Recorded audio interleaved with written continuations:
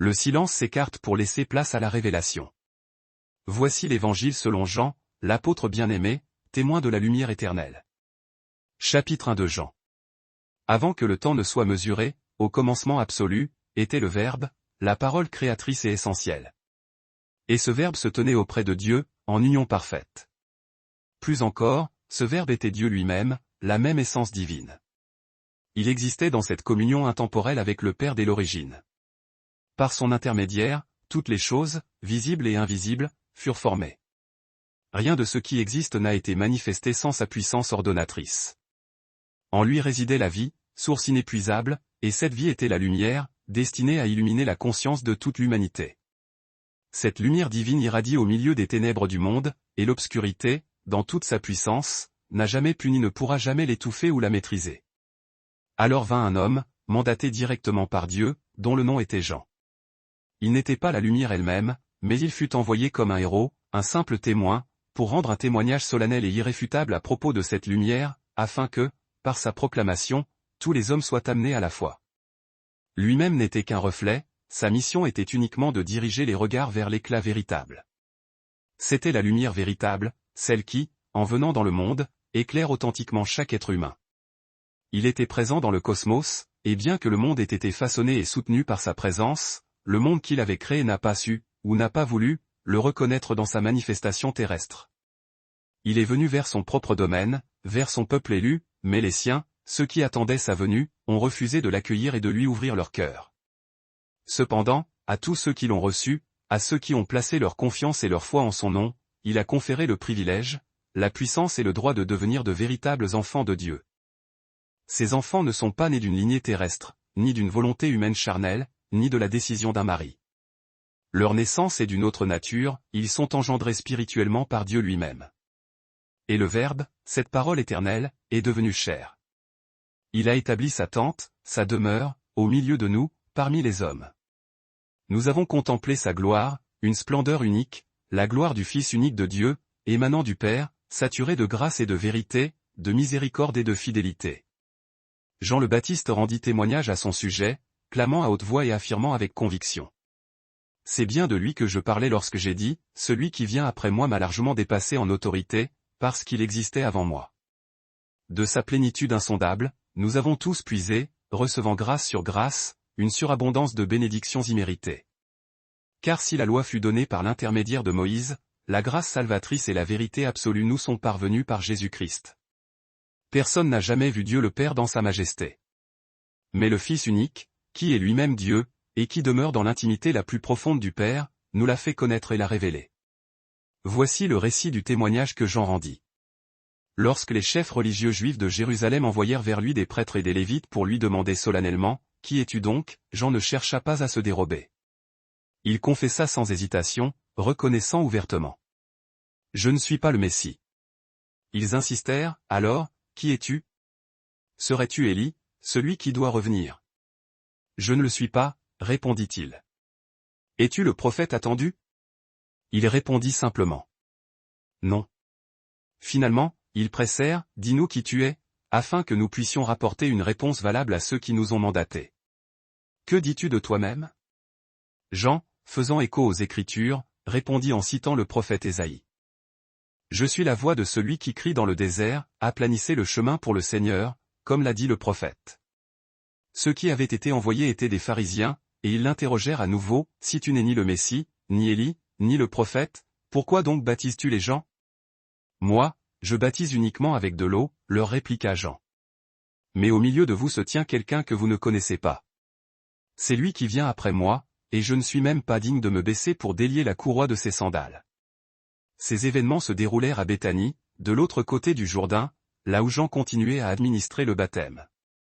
Le lendemain, Jean vit Jésus s'approcher de lui. Il le désigna et s'exclama avec force. « Regardez!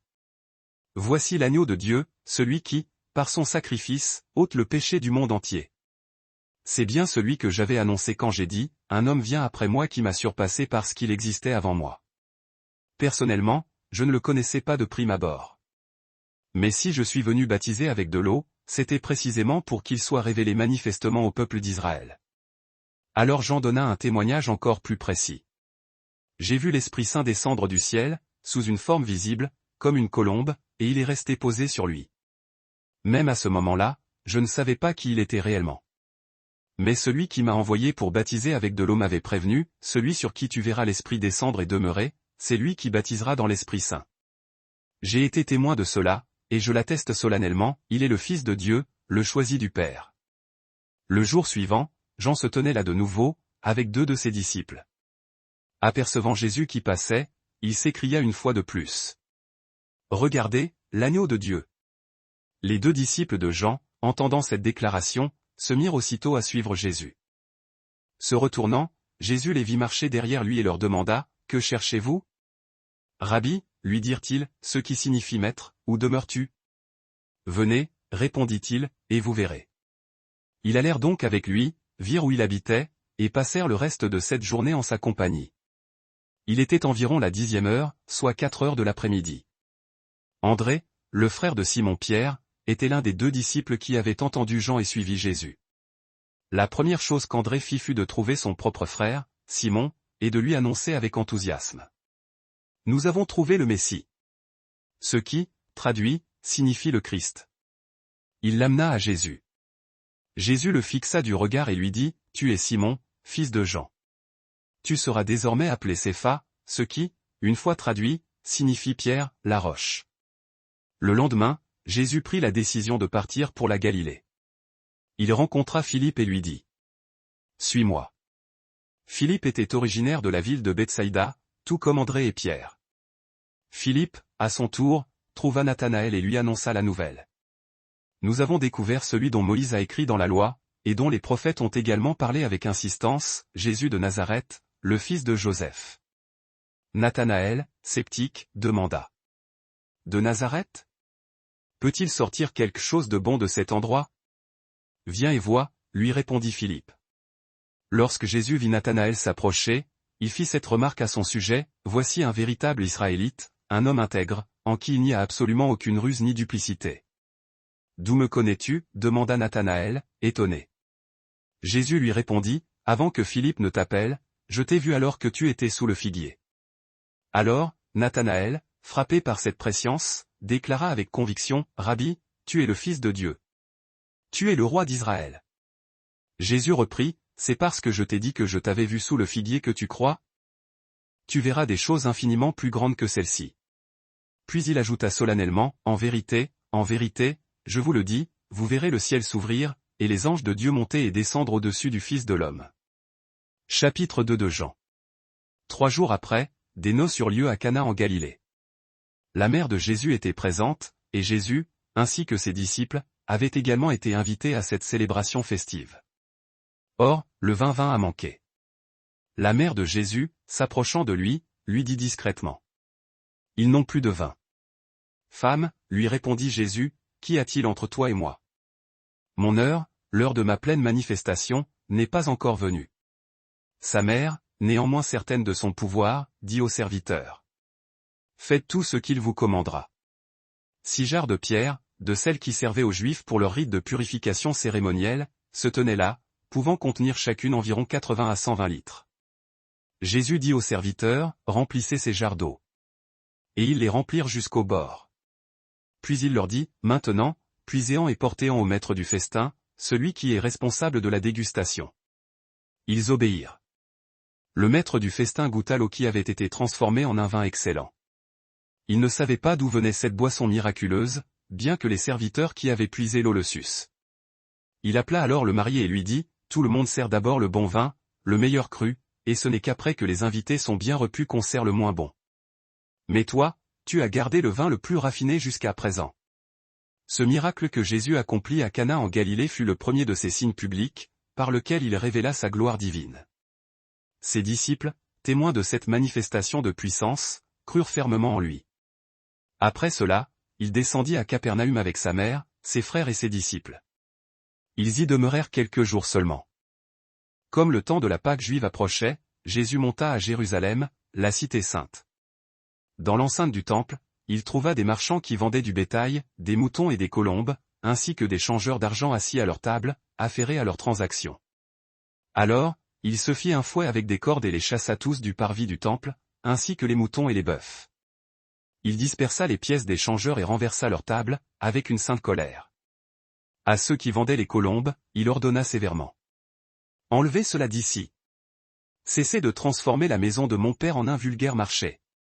Ses disciples se souvinrent alors de la prophétie écrite, le zèle pour ta maison me dévorera. Les Juifs, interpellés par son autorité, lui demandèrent, quel signe miraculeux peux-tu nous montrer pour prouver que tu as le droit d'agir ainsi? Jésus leur répondit, énigmatique, détruisez ce temple, et en 3 jours, je le relèverai. Il a fallu 46 ans pour bâtir ce temple, répliquèrent-ils avec moquerie, et toi, tu le relèverais en 3 jours?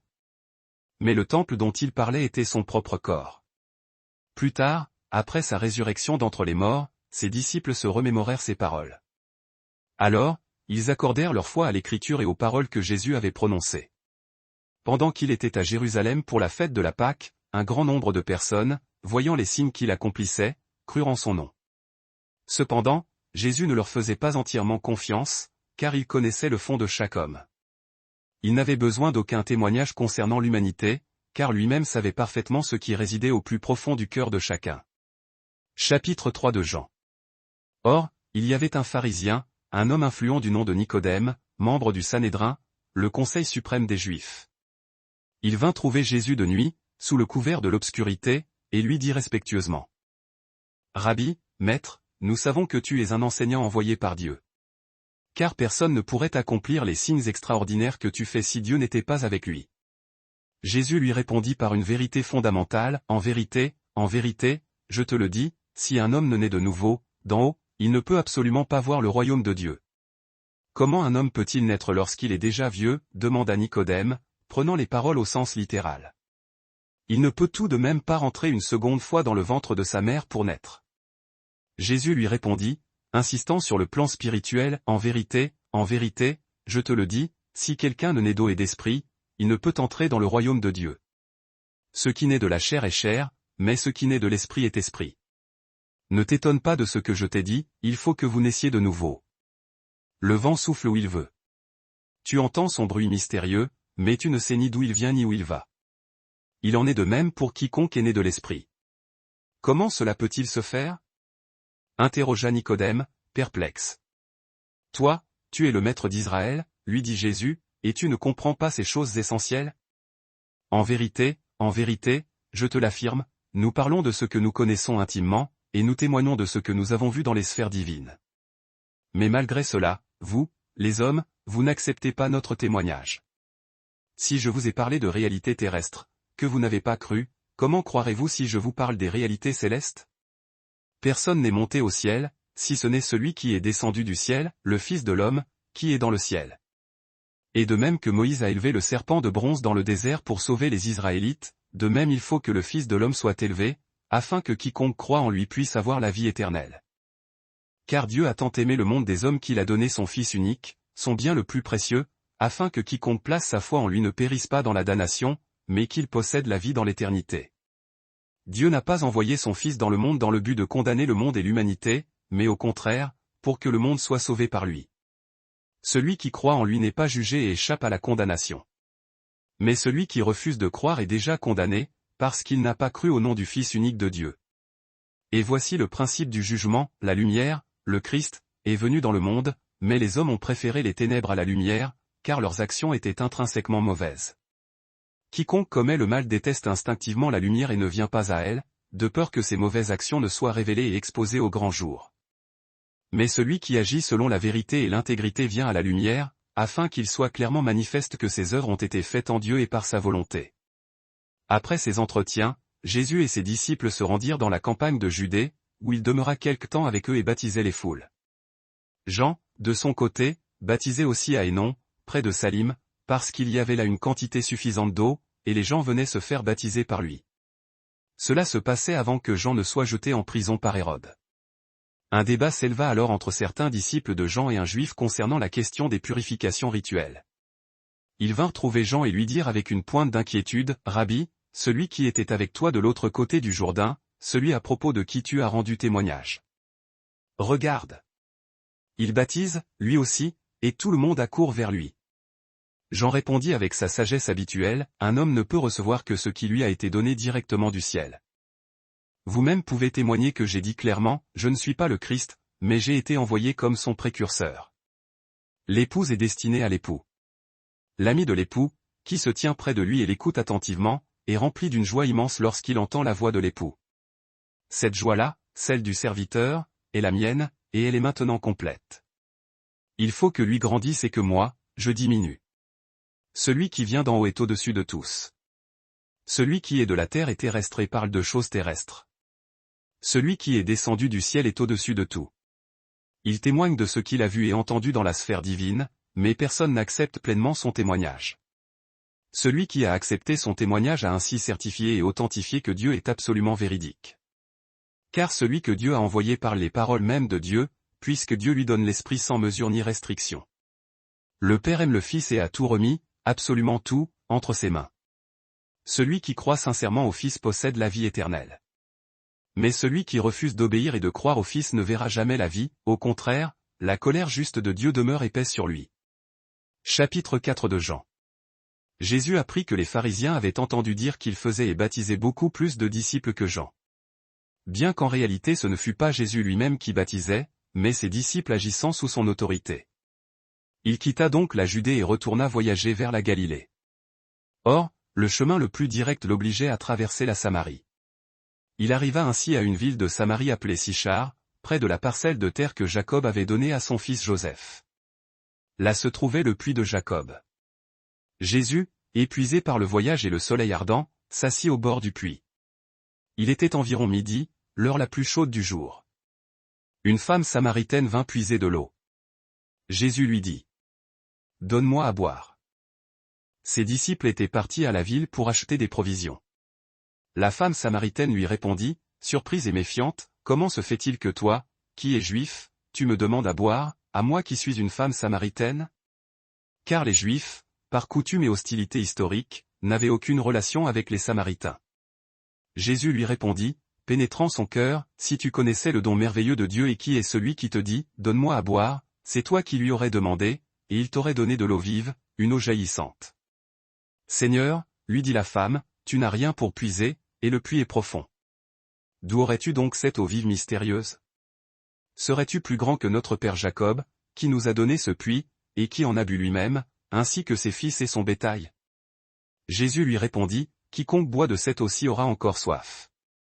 Mais celui qui boira de l'eau que je lui donnerai n'aura plus jamais soif. Bien plus, l'eau que je lui donnerai deviendra en lui une source intarissable d'eau jaillissant pour la vie éternelle. La femme, cherchant un avantage immédiat, lui demanda. Seigneur, donne-moi cette eau-là, afin que je n'ai plus soif et que je n'ai plus à revenir puiser ici. Il lui dit alors, changeant de sujet, va, appelle ton mari, et reviens ici. Je n'ai pas de mari, répondit-elle. Jésus lui dit, tu as dit vrai en disant, je n'ai pas de mari. Car, en réalité, tu as eu Saint Marie, et l'homme avec qui tu vis actuellement n'est pas ton mari. Ce que tu as dit là est parfaitement exact. La femme, saisie par sa connaissance surnaturelle, s'exclama. Seigneur, je vois que tu es un prophète.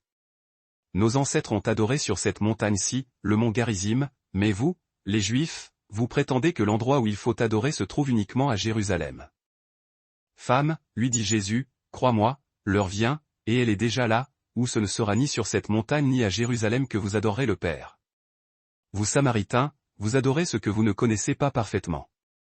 Nous adorons ce que nous connaissons, car le salut, l'œuvre rédemptrice, vient des Juifs. Mais l'heure vient, et elle est déjà venue, où les vrais adorateurs adoreront le Père en esprit et en vérité, avec sincérité et profondeur.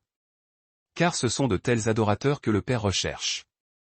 Dieu est esprit, et il faut que ceux qui l'adorent spirituellement et dans la vérité révélée. La femme, revenant à l'attente messianique, lui dit, je sais que le Messie, appelé Christ, doit venir. Quand il sera là, il nous expliquera toutes choses clairement. Alors Jésus lui déclara, avec une autorité absolue. Je le suis, moi qui te parle, je suis cet homme. À ce moment précis, ses disciples revinrent et furent étonnés de le trouver en train de parler avec une femme samaritaine. Cependant, aucun n'osa lui demander, que lui demandes-tu, ou, pourquoi parles-tu avec elle ? La femme, laissant la sageare, l'outil de sa tâche quotidienne, courut vers la ville et dit aux gens, venez voir un homme qui m'a raconté tout ce que j'ai fait dans ma vie. Ne serait-ce point le Messie ? Les habitants sortirent de la ville et se dirigèrent vers Jésus. Pendant ce temps, ses disciples l'imploraient, « Rabbi, maître, mange quelque chose. » Mais il leur dit, « J'ai à manger une nourriture que vous ne connaissez pas. » Les disciples se demandèrent alors entre eux, « Quelqu'un lui aurait-il apporté à manger pendant notre absence ?» Jésus clarifia, « Ma nourriture, c'est de faire la volonté de celui qui m'a envoyé et d'accomplir parfaitement son œuvre jusqu'à la fin. Ne dites-vous pas vous-même qu'il y a encore 4 mois jusqu'à la moisson? Moi, je vous le dis, ouvrez vos yeux et regardez les champs. Les voilà déjà blancs, prêts pour la moisson spirituelle. Déjà, celui qui moissonne reçoit un salaire et récolte des fruits pour la vie éternelle, afin que le semeur et le moissonneur puissent se réjouir ensemble. Car en cela cette parole est vraie, l'un sème, l'autre moissonne. Je vous ai envoyé moissonner ce pourquoi vous n'avez pas travaillé. D'autres ont supporté la peine, et vous recueillez le fruit de leur labeur. Beaucoup de Samaritains de cette ville crurent en lui à cause du témoignage éloquent de la femme qui disait, « Il m'a raconté tout ce que j'ai fait. » Quand les Samaritains vinrent le trouver, ils le supplièrent de rester avec eux. Il resta donc 2 jours entiers. Et un nombre encore plus grand devint croyant à cause de sa propre parole, de son enseignement direct. Ils dirent alors à la femme, « Ce n'est plus seulement à cause de ce que tu nous as raconté que nous croyons. Car nous l'avons entendu nous-mêmes, et nous savons véritablement que cet homme est le sauveur du monde. » Après ces 2 jours, Jésus partit pour la Galilée.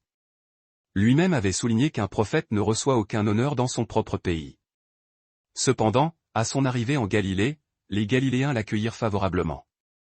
Ils avaient vu tout ce qu'il avait fait à Jérusalem, à la fête de la Pâque, car eux aussi y étaient allés. Il revint une nouvelle fois à Cana en Galilée, là où il avait transformé l'eau en vin. Or, il y avait à Capernaüm un officier royal dont le fils était gravement malade, agonisant. Cet homme, ayant appris que Jésus était arrivé de Judée en Galilée, vint le trouver. Il le supplia de descendre jusqu'à Capernaüm pour guérir son fils, qui était au bord de la mort. « Si vous ne voyez des signes et des prodiges éclatants, vous ne croirez jamais, » lui dit Jésus, pour éprouver sa foi. L'officier insista avec angoisse. « Seigneur, descends avant que mon enfant ne meure. »« Va, » lui dit Jésus. « Ton fils vit. » L'homme crut à la parole que Jésus lui avait adressée et s'en retourna immédiatement.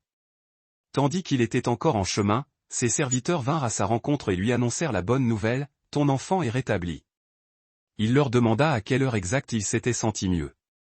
Ils lui répondirent, « C'est hier, à la 7e heure, 1 heure de l'après-midi, que la fièvre l'a quitté subitement. » Le père comprit alors que c'était précisément à l'heure où Jésus lui avait dit, « Ton fils vit. » Alors, il crut, lui et toute sa maisonnée. Ce fut le second signe miraculeux que Jésus accomplit après son retour de Judée en Galilée. Chapitre 5 de Jean. Quelque temps plus tard, Jésus monta à Jérusalem pour y célébrer une des fêtes solennelles des Juifs. Or, à Jérusalem, près de la porte des brebis, se trouve un bassin, que l'on appelle en araméen Bethesda, entouré de 5 portiques couverts, de magnifiques colonnades. Sous ces portiques, un grand nombre de malades, d'infirmes, d'aveugles, de boiteux et de paralytiques s'allongeaient, attendant un mouvement de l'eau. Parmi eux se trouvait un homme qui était infirme depuis 38 longues années. Jésus, le voyant couché là, et sachant qu'il était dans cet état de misère depuis si longtemps, lui demanda avec compassion.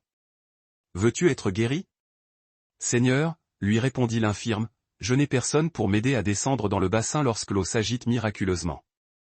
Pendant que j'essaie d'y aller seul, un autre descend avant moi. » Alors Jésus lui dit, avec une simple autorité, « Lève-toi, prends ton grabat et marche. » Immédiatement, l'homme fut guéri de sa longue affliction.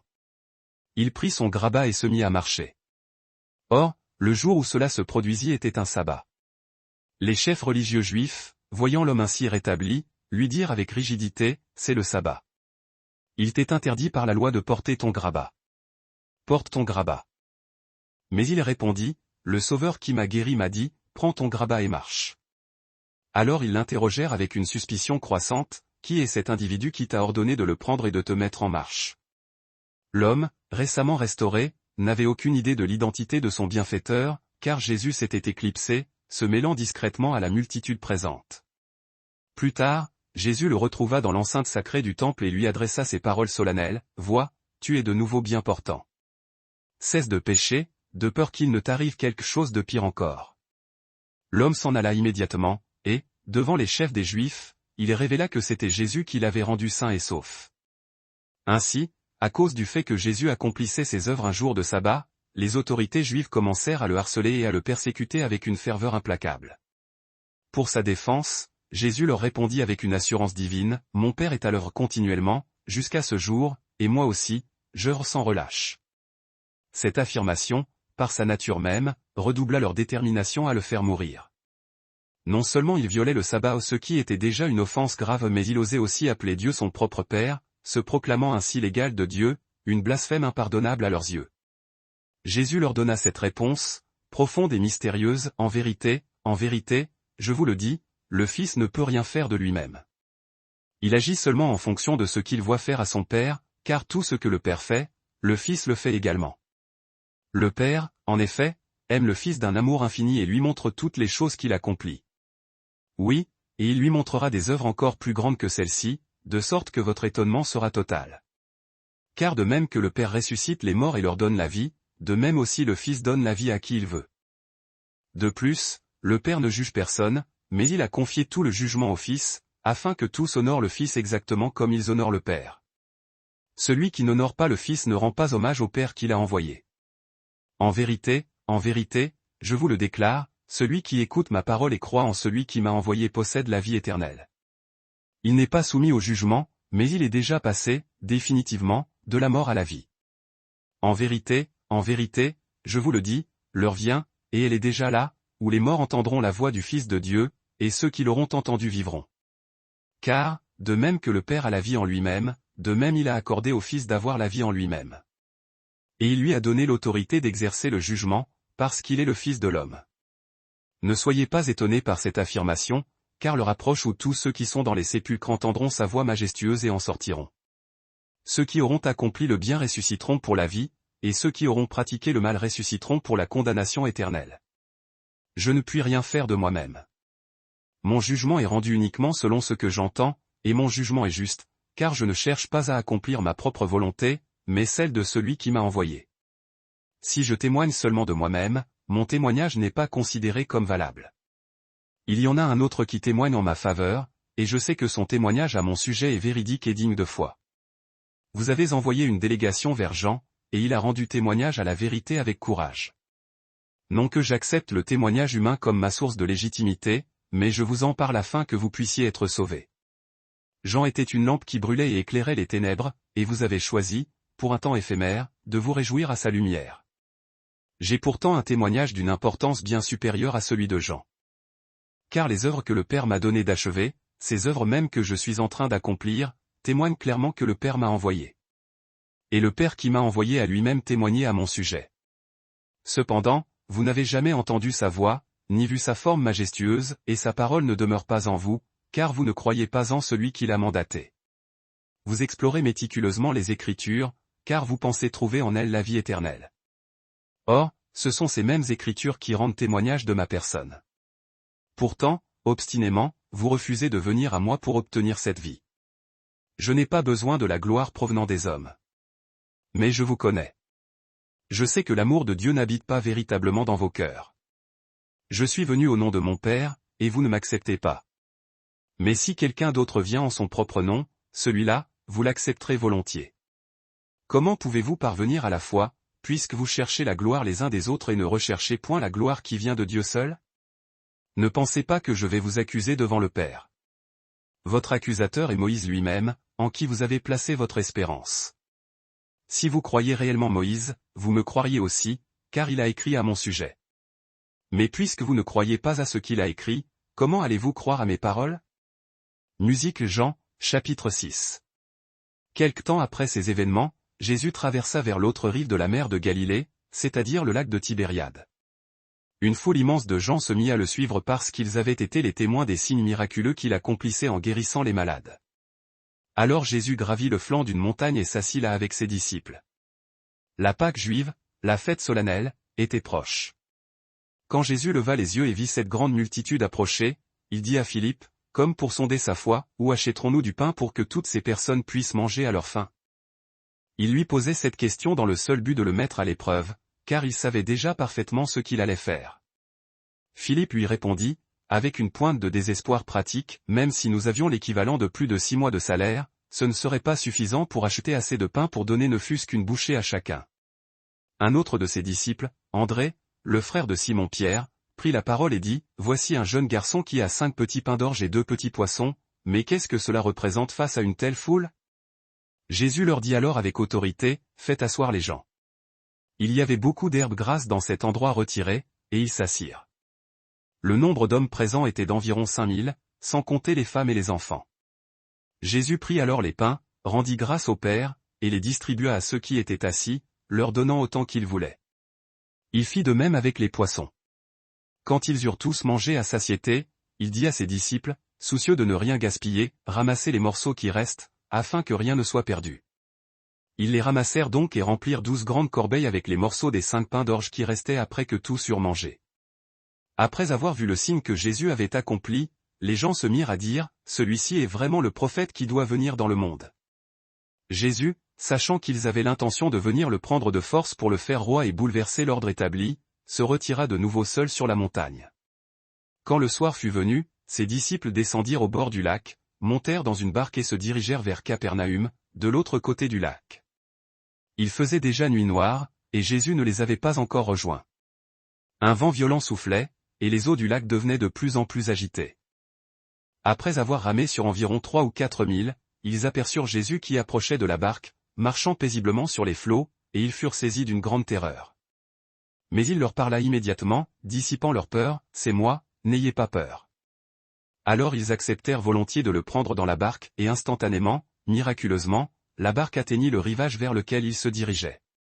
Le lendemain, la foule qui était restée sur l'autre rive du lac réalisa qu'une seule barque s'y était trouvée et que Jésus n'y était pas monté avec ses disciples, mais qu'ils étaient partis seuls. Alors, d'autres barques arrivèrent de Tibériade et accostèrent près de l'endroit où les gens avaient mangé le pain après que le Seigneur eut rendu grâce. Une fois que la foule eut compris que ni Jésus ni ses disciples n'étaient là, ils montèrent eux aussi dans ces barques et se dirigèrent vers Capernaüm, cherchant désespérément Jésus.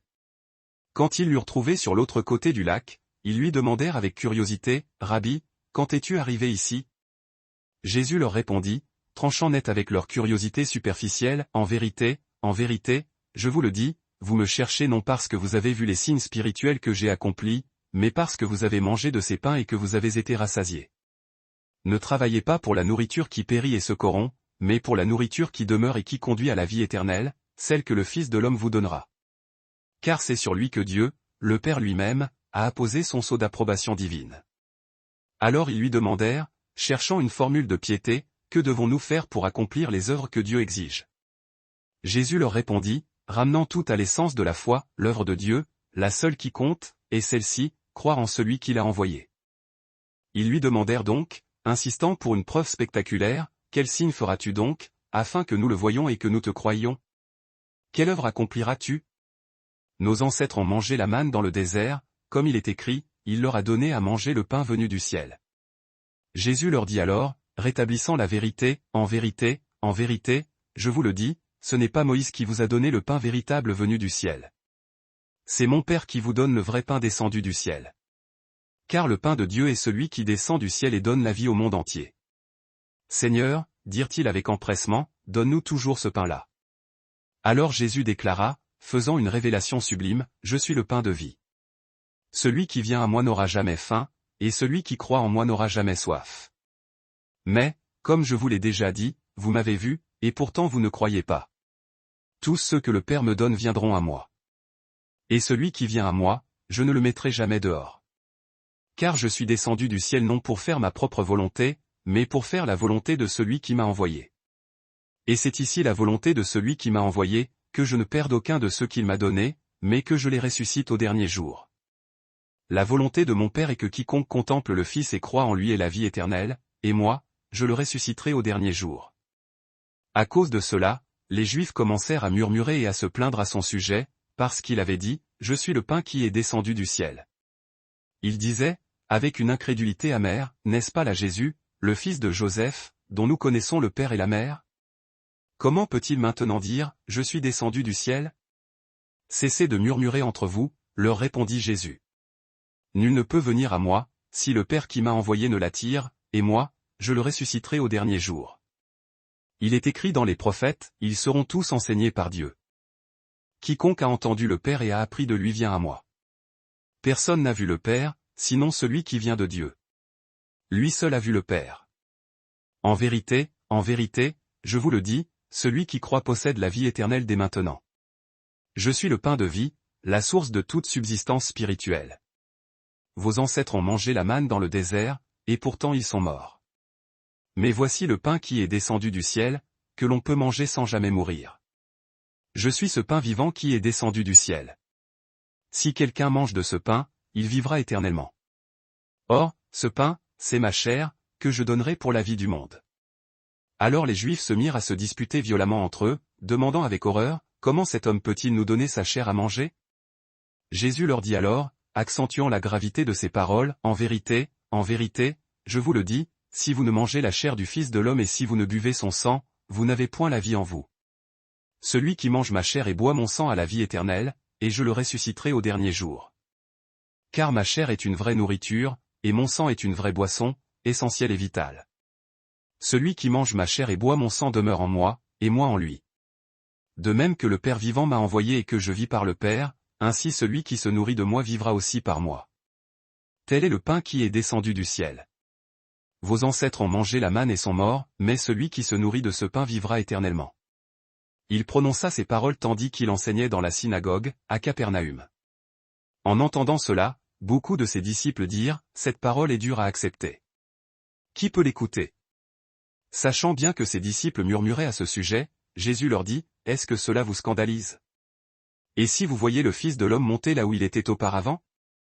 C'est l'Esprit qui donne la vie, la chair ne sert absolument à rien. Les paroles que je vous ai dites sont esprit et elles sont vie. Mais il y en a parmi vous qui ne croient pas, et dont le cœur est fermé. Car Jésus savait depuis le commencement quels étaient ceux qui ne croyaient pas et qui était celui qui allait le trahir. Il ajouta, voilà pourquoi je vous ai dit que personne ne peut venir à moi si cela ne lui est accordé par le Père. À partir de ce moment, plusieurs de ses disciples se retirèrent et ne marchèrent plus avec lui. Et vous, ne voulez-vous pas aussi vous en aller? Demanda Jésus aux 12, le cœur lourd. Simon-Pierre lui répondit alors, avec une fidélité inébranlable, Seigneur, à qui irions-nous? Tu as les paroles de la vie éternelle. Nous avons cru et nous avons reconnu que tu es le Saint de Dieu. Jésus leur répliqua, portant un regard sur l'avenir, n'est-ce pas moi qui vous ai choisis, vous les 12? Et pourtant, l'un de vous est un démon. Il parlait de Judas, fils de Simon Iscario, qui, bien qu'étant l'un des 12, devait plus tard le trahir. Jean, chapitre 7. Après cela, Jésus parcourait la Galilée. Il ne voulait pas se rendre en Judée parce que les chefs juifs là-bas cherchaient activement un moyen de le mettre à mort. Mais lorsque la fête juive des tabernacles, ou des huttes, approcha, les frères de Jésus lui dirent, avec une impatience teintée de scepticisme, quitte la Galilée et va en Judée, afin que tes disciples là-bas voient aussi les œuvres que tu fais. Personne, s'il cherche à être une figure publique reconnue, n'agit en secret. Puisque tu fais de telles choses, manifeste-toi au monde. Car même ses propres frères ne croyaient pas réellement en lui. C'est pourquoi Jésus leur répondit calmement, mon temps n'est pas encore arrivé. Pour vous, n'importe quel moment convient. Le monde ne peut pas vous haïr, mais il me hait, parce que je témoigne que ses œuvres sont mauvaises. Montez, vous, à cette fête. Quant à moi, je n'y monte pas encore, car mon temps n'est pas pleinement accompli. Après leur avoir dit cela, il resta provisoirement en Galilée. Cependant, après que ses frères furent partis pour la fête, il y alla lui aussi, non pas ostensiblement, mais secrètement, loin des regards. Or, pendant la fête, les chefs juifs l'attendaient avec impatience et demandaient, où est-il? Parmi la foule, il y avait de nombreux murmures à son sujet. Les uns disaient, c'est un homme de bien. D'autres répliquaient, non, il égare le peuple. Mais personne n'osait parler ouvertement de lui, par crainte des autorités. Ce n'est qu'au milieu de la fête que Jésus monta dans les parvis du temple et se mit à enseigner avec une autorité stupéfiante. Les Juifs étaient émerveillés et se demandaient, comment cet homme a-t-il une telle instruction sans avoir jamais étudié? Jésus leur répondit, revendiquant la source de son savoir, mon enseignement n'est pas de moi. Il vient de celui qui m'a envoyé. Si quelqu'un choisit de faire la volonté de Dieu, il saura si mon enseignement vient de Dieu ou si je parle de ma propre initiative. Celui qui parle de lui-même cherche sa propre gloire. Buteo seeks the glory of the one who sent him is a man of truth. Buteo seeks the glory of the one who sent him is a man of truth. Il n'y a rien de faux en lui. Moïse ne vous a-t-il pas donné la loi? Pourtant, aucun de vous n'observe la loi. Pourquoi cherchez-vous à me tuer? Tu es possédé d'un démon, répondit la foule indignée. Qui cherche à te tuer? Jésus reprit, insistant sur leur incohérence, j'ai fait une seule œuvre de guérison, et vous êtes tous stupéfaits. Pourtant, parce que Moïse vous a donné la circoncision bien qu'elle ne vienne pas réellement de Moïse, mais des patriarches anciens, vous circoncisez un garçon le jour du sabbat. Or, si un garçon peut être circoncis le jour du sabbat, afin que la loi de Moïse ne soit pas transgressée, pourquoi êtes-vous en colère contre moi parce que j'ai rendu la santé à un homme tout entier le jour du sabbat? Cessez de juger sur les simples apparences, mais jugez avec droiture et discernement. À ce moment-là, certaines personnes de Jérusalem commencèrent à se demander, n'est-ce pas l'homme qu'ils cherchent à tuer? Et le voici qui parle ouvertement, et ils ne lui disent rien. Les autorités auraient-elles réellement conclu qu'il est le Messie? Mais nous savons d'où vient cet homme. Tandis que lorsque le Messie viendra, personne ne saura d'où il est originaire. Alors Jésus, continuant à enseigner dans les parvis du temple, s'écria fortement, oui, vous me connaissez, et vous savez d'où je viens. Et pourtant, je ne suis pas venu de ma propre autorité, mais celui qui m'a envoyé est vrai. Lui, vous ne le connaissez pas, mais moi, je le connais parfaitement, car je viens de lui, et c'est lui qui m'a envoyé. Là-dessus, ils cherchèrent à l'arrêter, mais personne ne mit la main sur lui, car son heure n'était pas encore venue. Néanmoins, beaucoup de gens dans la foule croyaient en lui et se disaient, quand le Messie viendra, fera-t-il plus de signes que n'en a fait cet homme? Les pharisiens entendirent ces murmures de la foule à son sujet. Alors les principaux sacrificateurs et les pharisiens envoyèrent des gardes du temple pour l'arrêter. Jésus dit alors, prévoyant son départ, je suis encore avec vous pour un peu de temps, puis je m'en vais vers celui qui m'a envoyé. Vous me chercherez, mais vous ne me trouverez pas. Et là où je suis, vous ne pouvez venir. Les Juifs se dirent les uns aux autres, où a l'intention d'aller cet homme pour que nous ne puissions le trouver? Va-t-il aller vers ceux de notre peuple dispersés parmi les Grecs, et enseigner les Grecs? Que veut-il dire par ces paroles, vous me chercherez, et vous ne me trouverez pas, et là où je suis, vous ne pouvez venir? Le dernier jour, le jour le plus important de la fête, Jésus se tint debout et parla d'une voix forte et retentissante, si quelqu'un a soif, qu'il vienne à moi et qu'il boive. Celui qui croit en moi, des fleuves d'eau vive couleront de son sein, comme l'a dit l'Écriture. Il parlait de l'Esprit, que ceux qui croiraient en lui devaient recevoir plus tard. Car jusqu'à ce moment-là, l'Esprit n'avait pas été donné, parce que Jésus n'avait pas encore été glorifié. En entendant ces paroles, certains dans la foule disaient, sûrement, cet homme est le prophète. D'autres affirmaient, c'est le Messie. Mais d'autres encore demandèrent, comment le Messie pourrait-il venir de Galilée? L'Écriture ne dit-elle pas que le Messie doit venir de la descendance de David et de Bethléem, la ville où David a vécu? Il y eut ainsi une division parmi le peuple à cause de Jésus. Certains voulaient l'arrêter, mais personne ne porta la main sur lui. Finalement, les gardes du temple retournèrent vers les principaux sacrificateurs et les pharisiens qui leur demandèrent avec irritation, « Pourquoi ne l'avez-vous pas amené? Jamais homme n'a parlé comme cet homme. » Répondirent les gardes, frappés par son éloquence divine. « Vous vous êtes aussi laissé séduire? » Rétorquèrent les pharisiens avec mépris. Est-ce que l'un des chefs ou des pharisiens a cru en lui? Non. Mais cette populace, qui ignore tout de la loi, elle est maudite. Alors Nicodème, qui était allé trouver Jésus auparavant et qui était l'un des leurs, demanda, notre loi condamne-t-elle un homme sans l'avoir d'abord entendu et sans savoir ce qu'il a fait? Ils lui répliquèrent, s'emportant, es-tu, toi aussi, de Galilée? Examine les Écritures, et tu verras qu'il ne sort point de prophète de Galilée. Musique Jean, chapitre 8. Alors tous s'en allèrent chacun chez soi, mais Jésus se rendit, lui, au mont des Oliviers. Au petit matin, il apparut de nouveau dans les parvis du temple, où tout le peuple s'assembla autour de lui. Il s'assit et commença à les enseigner. Les scribes et les pharisiens firent alors entrer une femme qui avait été surprise en flagrant délit d'adultère. Ils la placèrent au milieu de l'assemblée et dirent à Jésus, l'observant avec malveillance, « Maître, cette femme a été surprise en pleine action d'adultère. Dans la loi, Moïse nous a commandé de lapider de telles femmes. Toi, que dis-tu » Il posait cette question perfide comme un piège délibéré, afin d'avoir un motif pour l'accuser. Mais Jésus s'inclina et se mit à écrire sur le sol avec son doigt, faisant semblant de ne pas les entendre. Comme ils insistaient et continuaient à l'interroger sans relâche, il se redressa finalement et leur dit d'une voix calme mais pleine d'autorité, que celui de vous qui est sans péché jette la première pierre contre elle. Puis, il s'inclina de nouveau et se remit à écrire sur la terre poussiéreuse. À cette parole, ceux qui l'entendirent commencèrent à se retirer un par un, à commencer par les plus âgés, jusqu'à ce qu'il ne restât que Jésus, et la femme, toujours debout, exposée, au milieu. Jésus se redressa et lui demanda, avec une compassion sans égale, « Femme, où sont-ils? Personne ne t'a condamné? » Personne, Seigneur, dit-elle, tremblante. Alors, moi non plus, je ne te condamne pas, déclara Jésus, lui offrant le pardon et un nouveau départ. Va, et désormais, ne pêche plus, en rompant avec cette vie de péché. Lorsque Jésus parla de nouveau à la foule, il dit, s'adressant à tous, je suis la lumière du monde. Celui qui me suit ne marchera jamais dans les ténèbres, mais il aura la lumière de la vie. Les pharisiens, cherchant aussitôt la controverse, le défièrent, tuant. Vous vous portez vous-même comme unique témoin en cette affaire. Devant la loi, une telle déposition ne saurait être tenue pour valide. Elle est purement et simplement rejetée. Jésus leur répondit alors avec une autorité sereine, même si je rends témoignage de ma propre personne, ma déposition est absolument et divinement valable. Car moi, je sais parfaitement d'où je suis venu et où je retourne, une connaissance qui vous échappe totalement, vous ne savez rien de mon origine ni de ma destination.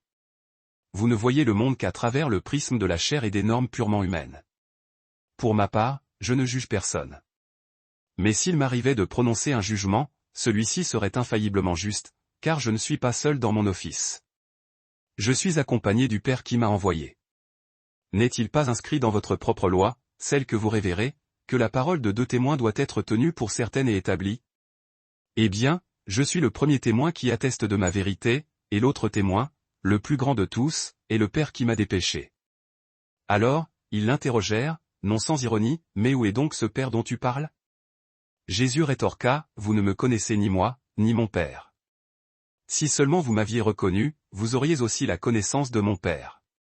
Il prononça ces paroles au milieu des enseignements qu'il dispensait dans le temple, plus précisément près du lieu des offrandes, le trésor. Pourtant, malgré la véhémence de ses propos, personne ne parvint à l'arrêter ou à mettre la main sur lui, car son heure, le moment fixé par le destin divin, n'était pas encore arrivé. Une fois de plus, Jésus leur déclara, « Je pars, et vous me chercherez en vain. Mais vous mourrez dans l'état de vos péchés. Là où je me rends, vous ne pouvez me suivre. » Les Juifs, perplexes et sombres, se demandèrent entre eux, veut-il dire qu'il va se donner la mort? Est-ce pour cela qu'il affirme que nous ne pourrons le rejoindre? Mais il insista, creusant l'abîme entre eux, vous êtes d'en bas, de cette terre. Moi, je suis d'en haut. Vous appartenez à ce monde passager. Moi, je ne suis pas de ce monde. C'est pourquoi je vous ai averti que vous mourrez dans le poids de vos fautes. Si vous refusez de croire que je suis celui que je prétends être, alors vous périrez assurément dans vos péchés. Ils exigèrent, qui es-tu, finalement? Jésus répondit, ce que je vous dis depuis le commencement, c'est-à-dire l'évidence que vous refusez de voir. J'aurai encore beaucoup de choses à dire à votre sujet, et beaucoup de jugements à prononcer. Mais celui qui m'a envoyé est digne de toute confiance, et ce que j'ai entendu de sa bouche, je le transmets fidèlement au monde. Cependant, les gens qui l'écoutaient ne saisirent absolument pas qu'il leur parlait de son Père céleste. Alors Jésus poursuivit, faisant allusion à son sacrifice futur, quand vous aurez élevé le Fils de l'homme sur la croix, alors seulement vous reconnaîtrez qui je suis. Et vous saurez que je n'agis de moi-même en aucune chose, mais que je parle exactement selon ce que le Père m'a instruit.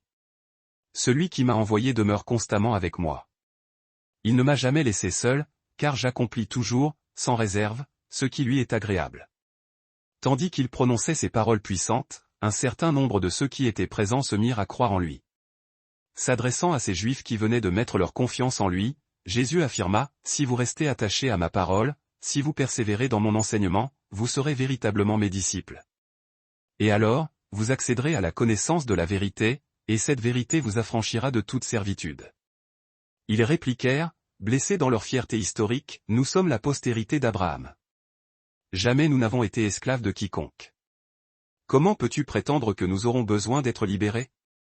Jésus leur répondit, en vérité, je vous le déclare, quiconque commet le péché est l'esclave du péché. Or, un esclave n'a aucune place assurée, aucune résidence permanente au sein de la famille, le Fils, lui, en est un membre éternel. Par conséquent, si c'est le Fils qui vous délivre, vous serez réellement et profondément libre. Je reconnais que vous êtes descendant d'Abraham selon la chair, mais vous cherchez activement le moyen de m'ôter la vie, parce que ma parole ne trouve aucune place, aucun écho dans vos cœurs endurcis. Moi, je vous révèle ce que j'ai vu et entendu en la présence du Père. Et vous, vous faites obstinément ce que vous avez appris de votre propre père. Notre père, c'est Abraham, insistèrent-ils. Jésus reprit, si réellement vous étiez les enfants spirituels d'Abraham, alors vous accompliriez les œuvres d'Abraham, ses actions seraient vos actions. Or, à l'inverse, vous cherchez à tuer l'homme qui vous a dit la vérité que j'ai entendue de Dieu même. Abraham n'a jamais agi de la sorte. Vous êtes en train d'accomplir les œuvres qui sont propres à votre astérisque père. Ils protestèrent avec indignation, nous ne sommes pas des enfants illégitimes. Nous n'avons qu'un seul et unique Père, c'est Dieu lui-même. Jésus leur dit, si Dieu était véritablement votre Père, alors vous m'aimeriez inévitablement, car c'est de la part de Dieu que je suis sorti et que je suis venu. Je ne suis pas venu de ma propre initiative, c'est Dieu qui m'a envoyé. Pourquoi donc mon langage et ma doctrine vous semblent-ils si obscurs et incompréhensibles? Parce que vous êtes incapables, intérieurement, d'écouter ma parole. Vous appartenez à votre père, le diable, et ce sont les désirs impurs de votre père que vous voulez accomplir. Il fut homicide dès le commencement de l'humanité, et il n'a jamais tenu bon dans la vérité, car la vérité est absente de lui. Lorsqu'il profère le mensonge, il parle la langue qui lui est propre, sa langue maternelle, car il est le menteur par excellence, et le père de tous les mensonges. Et pourtant, parce que moi, je vous dis la vérité, vous refusez de me croire. Qui d'entre vous peut m'accuser de péché, me prouver coupable de transgression? Si je dis la vérité pure, pourquoi ne m'accordez-vous pas votre confiance? Celui qui est de Dieu écoute naturellement les paroles de Dieu. Si vous n'entendez rien, c'est précisément parce que vous n'êtes pas de Dieu.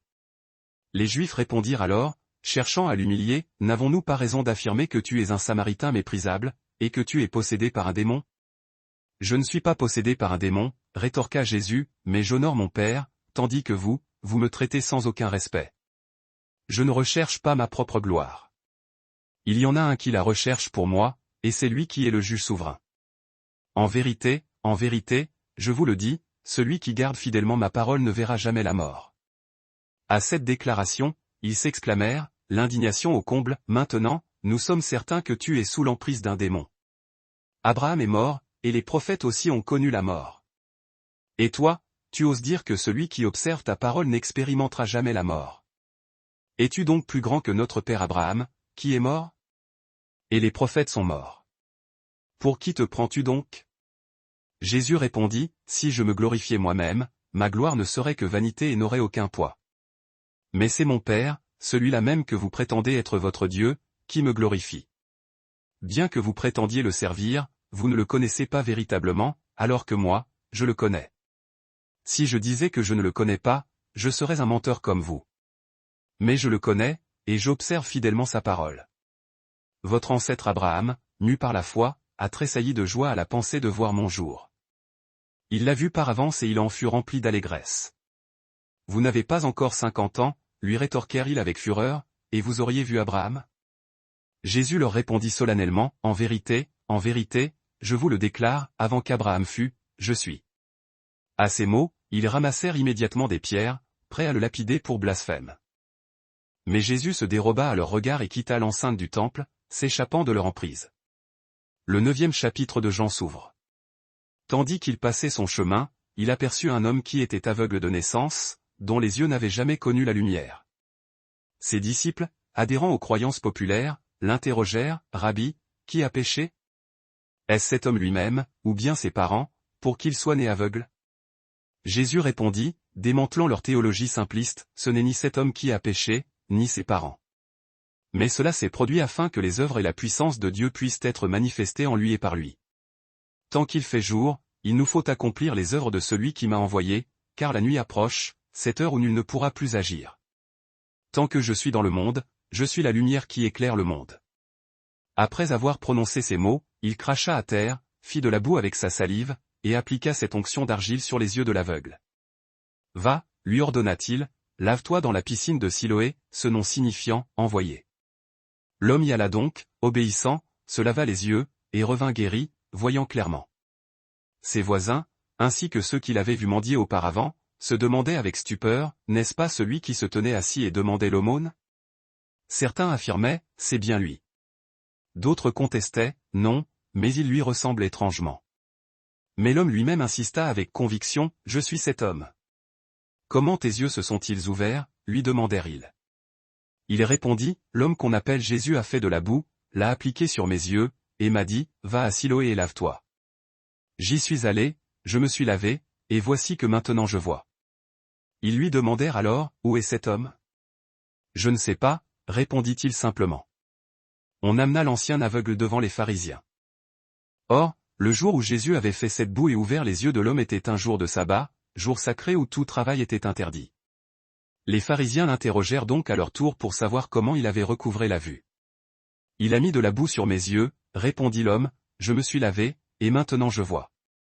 Suite à cela, certains parmi les pharisiens tranchèrent, cet homme ne vient pas de Dieu, puisqu'il ne respecte pas le sabbat, bafouant la loi. Mais d'autres objectaient, comment un homme pécheur pourrait-il accomplir des signes aussi extraordinaires et éclatants? Ainsi, il y eut une profonde dissension au sein de leur assemblée. Ils s'adressèrent de nouveau à l'homme qui avait été aveugle, et toi, que dis-tu de lui, puisqu'il t'a ouvert les yeux? L'homme répondit sans hésitation, c'est un prophète. Il ne voulait toujours pas croire qu'il avait été aveugle de naissance et qu'il avait recouvré la vue. Ils décidèrent donc d'envoyer chercher ses parents pour vérifier l'histoire. Est-ce bien votre fils? Demandèrent les autorités. Est-ce vraiment celui que vous dites être né aveugle? Et comment se fait-il qu'il voit à présent? Les parents répondirent, nous savons qu'il est notre fils, et nous savons aussi qu'il est né aveugle. Mais comment il voit maintenant, ou qui lui a ouvert les yeux, cela nous l'ignorons. Interrogez-le vous-même. Il est majeur. Il peut parler pour lui-même. Ses parents parlèrent ainsi par crainte des chefs juifs, car ceux-ci avaient déjà décrété que quiconque reconnaîtrait publiquement Jésus comme le Messie serait immédiatement exclu, chassé de la synagogue. Voilà pourquoi ils déclarèrent, il est majeur, interrogez-le. Ils appelèrent une seconde fois l'homme qui avait été aveugle. Rendez gloire à Dieu en disant la vérité. Lui intimèrent-ils. Nous savons, nous, que cet homme, Jésus, est un pécheur. Il répondit, est-ce qu'il est un pécheur? Je l'ignore. Mais une chose que je sais avec certitude, c'est que j'étais aveugle, et qu'à présent je vois. Ils insistèrent lourdement, que t'a-t-il fait exactement? Comment t'a-t-il ouvert les yeux? Il leur répondit avec une audace croissante, je vous l'ai déjà dit, et vous n'avez pas voulu écouter. Pourquoi désirez-vous l'entendre de nouveau? Serait-ce que vous aussi, vous voulez devenir ses disciples? Alors, ils l'insultèrent et lui lancèrent, c'est toi qui es son disciple, à cet homme. Nous sommes les disciples de Moïse. Nous savons pertinemment que Dieu a parlé à Moïse. Mais quant à cet individu, nous ne savons même pas d'où il vient. L'homme leur rétorqua, voilà bien ce qui est extraordinaire. Vous ne savez pas d'où il vient, et pourtant il m'a ouvert les yeux. Nous savons que Dieu n'écoute point les pécheurs, mais si quelqu'un est pieux et fait la volonté de Dieu, celui-là, Dieu l'écoute. Jamais, dans toute l'histoire, on a entendu dire qu'un homme ait pu ouvrir les yeux de quelqu'un né aveugle. Si cet homme-là ne venait pas de Dieu, il ne pourrait absolument rien faire. Ils lui répliquèrent, leur colère atteignant son paroxysme, tu es né entièrement plongé dans le péché. Et c'est toi qui oses nous donner des leçons de théologie? Et, dans un geste d'autorité finale, ils le jetèrent dehors. Jésus apprit qu'il l'avait expulsé. Lorsqu'il le retrouva, il lui demanda avec douceur, crois-tu au Fils de l'homme? L'homme répondit, et qui est-il, Seigneur? Dis-le-moi, afin que je puisse croire en lui. Jésus lui révéla, tu l'as sous tes yeux, celui qui te parle, c'est lui. Alors l'homme dit, je crois, Seigneur. Et il se prosterna devant lui pour l'adorer. Jésus prononça alors, c'est pour un jugement que je suis venu dans ce monde, afin que ceux qui sont spirituellement aveugles parviennent à voir, et que ceux qui croient voir deviennent aveugles. Quelques pharisiens qui étaient près de lui entendirent cette parole et demandèrent, serions-nous aveugles, nous aussi? Jésus leur dit, si vous étiez seulement aveugles, vous n'auriez pas de péché à votre charge. Mais puisque vous affirmez et maintenez avec orgueil, nous voyons, votre culpabilité, votre péché, demeure intact. Le 10e chapitre de Jean. En vérité, je vous le dis, aux pharisiens, celui qui n'entre pas dans l'enclos des brebis par la porte, mais y pénètre en escaladant par un autre endroit, celui-là est un voleur et un brigand. Mais celui qui entre par l'entrée légitime, c'est le berger des brebis. Le gardien lui ouvre le portail et les brebis, dociles, écoutent sa voix. Il appelle ses propres brebis, celles qui lui appartiennent, chacune par son nom, et il les fait sortir. Et lorsqu'il a fait sortir tout son troupeau, il marche devant elles, et ses brebis le suivent avec confiance parce qu'elles reconnaissent parfaitement sa voix familière. Elles ne suivront jamais un inconnu. Au contraire, elles s'enfuiront loin de lui, car elles ne reconnaissent pas la voix d'un étranger. Jésus leur exposa cette parabole imagée, mais les pharisiens ne comprirent pas la portée de ce qu'il leur disait. C'est pourquoi Jésus reprit, explicitant sa mission, en vérité, je vous le dis, je suis la porte pour les brebis. Tous ceux qui sont venus avant moi, prétendant guider le troupeau, sont des voleurs et des brigands, mais les brebis ne les ont pas écoutés. Je suis cette porte unique. Si quelqu'un entre par moi, il sera sauvé. Il pourra entrer et sortir librement et trouver le pâturage nécessaire. Le voleur, lui, ne vient que pour dérober, égorger et causer la destruction. Moi, je suis venu afin qu'elles aient la vie, et qu'elle l'ait en abondance, dans sa plénitude. Je suis le bon berger, le astérisque calo. Le bon berger donne sa vie pour ses brebis. Le mercenaire, celui qui est un simple salarié et non le propriétaire des brebis, voit le loup approcher. Il abandonne alors le troupeau et prend la fuite, car les brebis ne lui appartiennent pas. Le loup se jette sur les bêtes et les disperse. Le mercenaire s'enfuit parce qu'il n'est qu'un serviteur payé et qu'il n'a aucune affection, aucun souci véritable, pour le sort du troupeau. Je suis le bon berger. Je connais parfaitement mes brebis, et mes brebis me connaissent, tout comme le Père me connaît et que je connais le Père. Et c'est en vertu de cette connaissance mutuelle et parfaite que je donne ma vie pour les brebis. J'ai aussi d'autres brebis qui ne sont pas issues de cet enclos. Celles-là aussi, il faut que je les amène. Elles écouteront également ma voix, et il n'y aura alors qu'un seul et unique troupeau, sous la garde d'un seul berger. Si mon Père m'aime tant, c'est parce que je me dessaisis de ma vie, dans le seul but de la reprendre ensuite. Personne ne me l'enlève de force, mais je la donne de mon plein gré, librement. J'ai le pouvoir souverain de la donner et j'ai l'autorité de la reprendre. Tel est l'ordre que j'ai reçu de mon Père. À l'écoute de ces paroles, une nouvelle fois, les Juifs présents se divisèrent profondément. Beaucoup d'entre eux disaient, il est possédé par un démon et délire. Pourquoi l'écoutez-vous encore? Mais d'autres objectaient, ce ne sont pas là les propos d'un homme possédé par un démon. Un démon est-il capable d'ouvrir les yeux d'un aveugle? Vint ensuite la fête de la dédicace, célébrée à Jérusalem. C'était la saison hivernale. Jésus se promenait dans le temple, sous le portique de Salomon. Les Juifs, s'étant attroupés autour de lui, l'interpellèrent, « Jusqu'à quand nous tiendras-tu l'esprit en suspens et dans le doute? Si tu es réellement le Christ, le Messie tant attendu, dis-le-nous ouvertement, sans équivoque. » Jésus leur répondit, « Je vous l'ai dit, mais vous n'avez pas cru. Les œuvres que j'accomplis au nom de mon Père rendent témoignage à mon sujet, mais vous ne croyez pas, parce que vous n'êtes pas de mes brebis. Mes brebis, les vraies, écoutent ma voix attentivement. Moi, je les connais en profondeur, et elles me suivent avec dévouement. Je leur accorde la vie éternelle, et elles ne périront jamais, personne ne réussira à les arracher de ma main protectrice. Mon Père, qui me les a donnés, est plus grand que tout, et personne ne peut les arracher de la main de mon Père. Le Père et moi, nous sommes un. » De nouveau, ses adversaires juifs ramassèrent des pierres, prêts à le lapider sur le champ. Mais Jésus s'adressa à eux, « Je vous ai montré de nombreuses bonnes œuvres qui viennent du Père.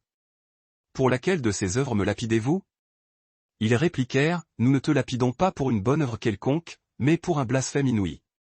Parce que toi, qui n'es qu'un simple homme, tu te fais Dieu. » Jésus leur répondit, « N'est-il pas écrit dans votre propre loi, le psaume, j'ai dit, vous êtes des dieux? Si la loi a appelé, Dieu, ceux à qui la parole de Dieu a été adressée et l'écriture ne peut être invalidée, comment osez-vous accuser de blasphème celui que le Père a sanctifié, mis à part comme son propre Fils, et envoyé dans le monde, parce que j'ai déclaré, je suis le Fils de Dieu. Si je ne fais pas les œuvres de mon Père, ne me croyez pas. Mais si je les fais, même si vous refusez de me croire sur parole, croyez du moins les œuvres. De cette manière, vous pourrez reconnaître, comprendre et être convaincu que le Père est en moi, et que je suis dans le Père. » Ils cherchèrent encore une fois à le saisir de force, mais il leur échappa. Alors Jésus retourna de l'autre côté du Jourdain, à l'endroit où Jean avait baptisé au commencement de son ministère. Il y demeura un certain temps, et beaucoup de gens venaient à lui. Ils disaient entre eux, « Jean, il est vrai, n'a accompli aucun signe prodigieux. Cependant, tout ce que Jean a affirmé au sujet de cet homme s'est avéré exact. Et en ce lieu-là, beaucoup de personnes mirent leur foi en Jésus. Le 11e chapitre de Jean. Or, un homme du nom de Lazare était tombé malade. Il habitait Béthanie, le village de Marie et de sa sœur Marthe. Cette Marie, dont le frère Lazare était maintenant souffrant, était celle-là même qui avait, plus tard, oint le Seigneur d'un parfum précieux et lui avait essuyé les pieds avec ses cheveux. Les deux sœurs envoyèrent donc un message urgent à Jésus, « Seigneur, voici, celui que tu aimes tant est malade. » En entendant cette nouvelle, Jésus déclara, « Cette maladie ne mènera pas à la mort définitive. Non, elle est destinée à manifester la gloire de Dieu, afin que le Fils de Dieu en soit glorifié. » Jésus aimait profondément Marthe, sa sœur et Lazare. Pourtant, après avoir appris que Lazare était malade, il resta délibérément à l'endroit où il se trouvait encore 2 jours supplémentaires. Ce délai écoulé, il dit alors à ses disciples, « Retournons en Judée. »« Rabbi, lui dirent-ils, il y a peu de temps, les Juifs là-bas cherchaient à te lapider. Et tu veux y retourner maintenant ?» Jésus leur répondit, « N'y a-t-il pas 12 heures dans le jour? Si quelqu'un marche pendant le jour, il ne trébuche pas, car il voit la lumière de ce monde. Mais si quelqu'un marche pendant la nuit, il trébuche, car la lumière lui manque. » Après cette réflexion, il ajouta clairement, « Notre ami Lazare s'est endormi, mais je vais là-bas afin de le réveiller. » Les disciples réagirent, « Seigneur, s'il dort, il est en voie de guérison. » Jésus parlait bien sûr de la mort de Lazare, mais les disciples pensaient qu'il parlait d'un sommeil naturel et réparateur. Alors, Jésus leur dit sans détour, « Lazare est mort. Et je me réjouis, à cause de vous, de n'avoir pas été là, afin que vous puissiez croire. Mais allons vers lui. » Alors Thomas, surnommé Didyme, le jumeau, dit aux autres disciples, avec un mélange de tristesse et de fidélité, « Allons-y nous aussi, afin de mourir avec lui. » À son arrivée, Jésus apprit que Lazare était déjà au tombeau depuis 4 jours. Or, Béthanie était proche de Jérusalem, à une distance d'environ 15 stades, moins de 2 miles, et de nombreux Juifs étaient venus rendre visite à Marthe et Marie pour les consoler de la perte de leur frère bien-aimé. Quand Marthe apprit que Jésus approchait, elle se leva avec hâte et sortit à sa rencontre. Marie, elle, était restée assise dans la maison, accablée par la douleur. « Seigneur, dit Marthe à Jésus avec respect et reproche, si tu avais été ici, mon frère ne serait pas mort. Mais je sais qu'en ce moment même, tout ce que tu demanderas à Dieu, Dieu te l'accordera. » Jésus lui dit, « Ton frère ressuscitera. » Marthe répondit, confirmant sa foi doctrinale, « Je sais qu'il ressuscitera lors de la résurrection, au dernier jour. » Jésus lui dit alors, recentrant toute l'espérance sur sa personne, « Je suis la résurrection et la vie. Celui qui croit en moi vivra, même s'il meurt. Et quiconque est vivant et croit en moi ne mourra jamais spirituellement. Crois-tu cela? » Oui, Seigneur, répondit-elle. Je crois fermement que tu es le Christ, le Messie, le Fils de Dieu, qui devait venir dans le monde. Après avoir prononcé ces mots, elle s'en alla et appela sa sœur Marie, la prenant à part, discrètement. Le maître est là, lui dit-elle à voix basse, et il te demande. Dès que Marie entendit cela, elle se leva promptement et courut le rejoindre. Jésus n'était pas encore entré dans le village, il se trouvait toujours à l'endroit où Marthe l'avait rencontré. Lorsque les Juifs qui étaient dans la maison avec Marie pour la consoler remarquèrent la rapidité avec laquelle elle s'était levée et était sortie, ils la suivirent, pensant qu'elle se rendait au sépulcre pour pleurer bruyamment là-bas. Quand Marie arriva à l'endroit où se trouvait Jésus et le vit, elle se jeta à ses pieds, répétant la même plainte que sa sœur, « Seigneur, si tu avais été ici, mon frère ne serait pas mort. » Quand Jésus la vit en pleurs, et vit pleurer aussi les Juifs qui l'accompagnaient, il fut profondément ému en son esprit, et se troubla. « Où l'avez-vous déposé ?» demanda-t-il. « Viens et vois, Seigneur, lui répondirent-ils. Alors Jésus pleura. Les Juifs présents commentèrent, voyez comme il l'aimait. Mais d'autres, cyniques et dubitatifs, disaient, est-ce que celui qui a ouvert les yeux de l'aveugle n'aurait pas pu agir pour empêcher cet homme de mourir? Jésus, de nouveau profondément ému par l'intensité de la scène, arriva au tombeau. C'était une caverne naturelle dont l'entrée était obstruée par une lourde pierre. Enlevez la pierre, ordonna-t-il. Mais Seigneur, objecta Marthe, la sœur du défunt, à ce moment-là, il doit y avoir une odeur insoutenable, car cela fait 4 jours qu'il est là. Jésus lui rappela, ne t'ai-je pas dit que si tu crois, tu verras la gloire de Dieu. Ils ôtèrent donc la pierre du sépulcre. Alors Jésus leva les yeux au ciel et prononça cette prière, Père, je te rends grâce de ce que tu m'as écouté. Je savais, moi, que tu m'écoutes toujours. Mais j'ai parlé à voix haute, à cause de la foule qui se tient ici, afin qu'ils croient que c'est toi qui m'as envoyé. Après avoir dit cela, Jésus cria d'une voix puissante et retentissante, Lazare, sors. Et le mort sortit, les mains et les pieds attachés par des bandelettes de lin, et le visage enveloppé d'un linge. Jésus dit, déliez-le de ses liens funéraires et laissez-le aller. Par conséquent, beaucoup de Juifs qui étaient venus voir Marie et avaient été témoins de ce que Jésus avait fait, avaient mis leur foi en lui. Cependant, la nouvelle de ces miracles, trop éclatante pour être ignorée, parvint aux oreilles des pharisiens par l'intermédiaire de quelques témoins. Ces derniers, saisis d'une terreur croissante, convoquèrent immédiatement le Sanhédrin, le Conseil suprême, pour une délibération urgente. L'atmosphère était chargée d'une anxiété palpable. Que faisons-nous? S'interrogeait-il avec une irritation mal dissimulée. Cet homme multiplie les prodiges, attirant les foules comme jamais. Si nous le laissons continuer sur cette voie, tous vont se rallier à lui. Alors, les Romains interviendront inévitablement. Ils viendront et nous enlèveront à la fois notre lieu saint, le temple vénéré et notre existence même en tant que nation. Alors, Caïphe, qui remplissait l'office de souverain sacrificateur cette année-là, se leva et rompit le silence avec une autorité froide, vous n'entendez rien du tout. Vous ne réalisez pas qu'il est de loin préférable, pour vous et pour la survie de notre peuple, qu'un seul homme périsse pour la nation, plutôt que la nation entière ne soit condamnée à la ruine? Musique, il ne prononça pas ces mots de son propre chef, mais en sa qualité de grand prêtre pour cette année-là, il prophétisa sans le savoir que Jésus allait mourir pour la nation juive, et pas seulement pour celle-ci, mais aussi pour rassembler et unifier tous les enfants de Dieu dispersés à travers le monde. À partir de ce jour funeste, ils ne cherchèrent plus qu'une chose, le moyen de lui ôter la vie. C'est pourquoi Jésus cessa de se déplacer ouvertement parmi le peuple de Judée. Il se retira plutôt dans une région proche du désert, dans un village du nom d'Éphraïm, où il demeura en compagnie de ses disciples, dans une attente prudente. À mesure que la Pâque juive approchait, de nombreuses personnes montèrent de la campagne vers Jérusalem pour accomplir les rites de purification cérémonielle avant la fête solennelle. Elles cherchaient sans cesse Jésus et, debout dans les parvis du temple, elles se demandaient les unes aux autres, le doute au cœur, qu'en pensez-vous? Pensez-vous qu'il viendra du tout à la fête? Pendant ce temps, les principaux prêtres et les pharisiens avaient donné des ordres stricts, stipulant que quiconque découvrirait l'endroit où se trouvait Jésus devait le signaler immédiatement, afin qu'ils puissent l'arrêter sans délai. Musique Jean, chapitre 12. 6 jours avant la Pâque, Jésus arriva à Béthanie, la demeure de Lazare, celui qu'il avait rappelé d'entre les morts. Là, on donna un dîner en l'honneur de Jésus. Marthe s'occupait du service, tandis que Lazare se trouvait parmi les convives attablés avec lui. Alors, Marie, animée par un amour débordant, prit une demi-livre environ de nard pur, un parfum d'une très grande valeur, coûtant l'équivalent d'une année de salaire. Elle le versa sur les pieds de Jésus, puis elle les essuya avec ses propres cheveux. L'atmosphère de la maison entière fut immédiatement imprégnée de l'odeur suave et intense du parfum, témoignage olfactif d'une dévotion sans borne. Mais l'un de ses disciples, Judas Iscariote, le même qui allait le trahir plus tard, éleva une objection remplie d'hypocrisie, pourquoi ce parfum n'a-t-il pas été vendu pour que l'argent soit distribué aux pauvres? Cette onction vaut une fortune. Il ne tenait pas ce discours par souci sincère pour les indigents, mais parce qu'il était un voleur.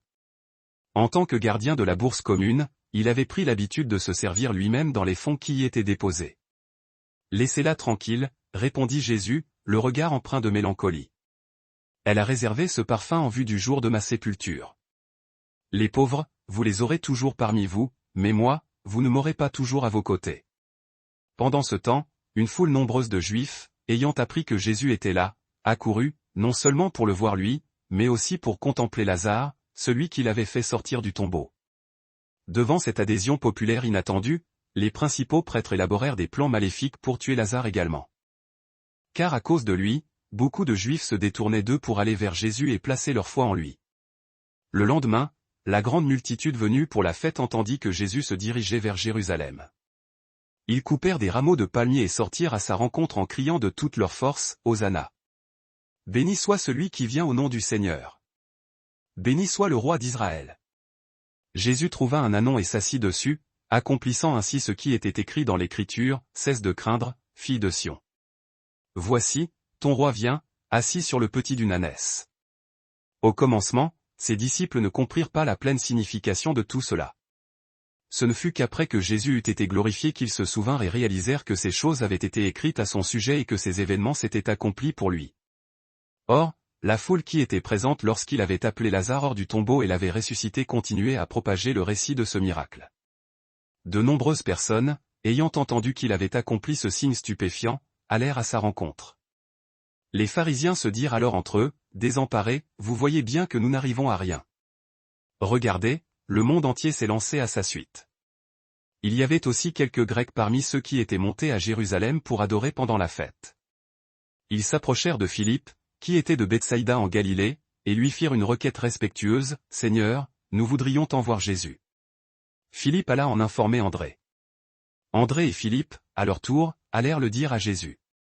Jésus répondit alors, sa voix pleine de résolution, « L'heure est venue pour le Fils de l'homme d'être pleinement glorifié. En vérité, je vous le dis, si le grain de blé, après être tombé dans la terre, ne meurt pas, il reste seul. Mais s'il meurt, il porte un fruit abondant. Celui qui aime sa propre vie la perdra, et celui qui ait sa vie dans ce monde la conservera pour la vie éternelle. Si quelqu'un veut me servir, qu'il me suive, et là où je suis, là aussi sera mon serviteur. Mon Père honorera celui qui se met à mon service. Mon âme est maintenant profondément troublée. Et que dirai-je?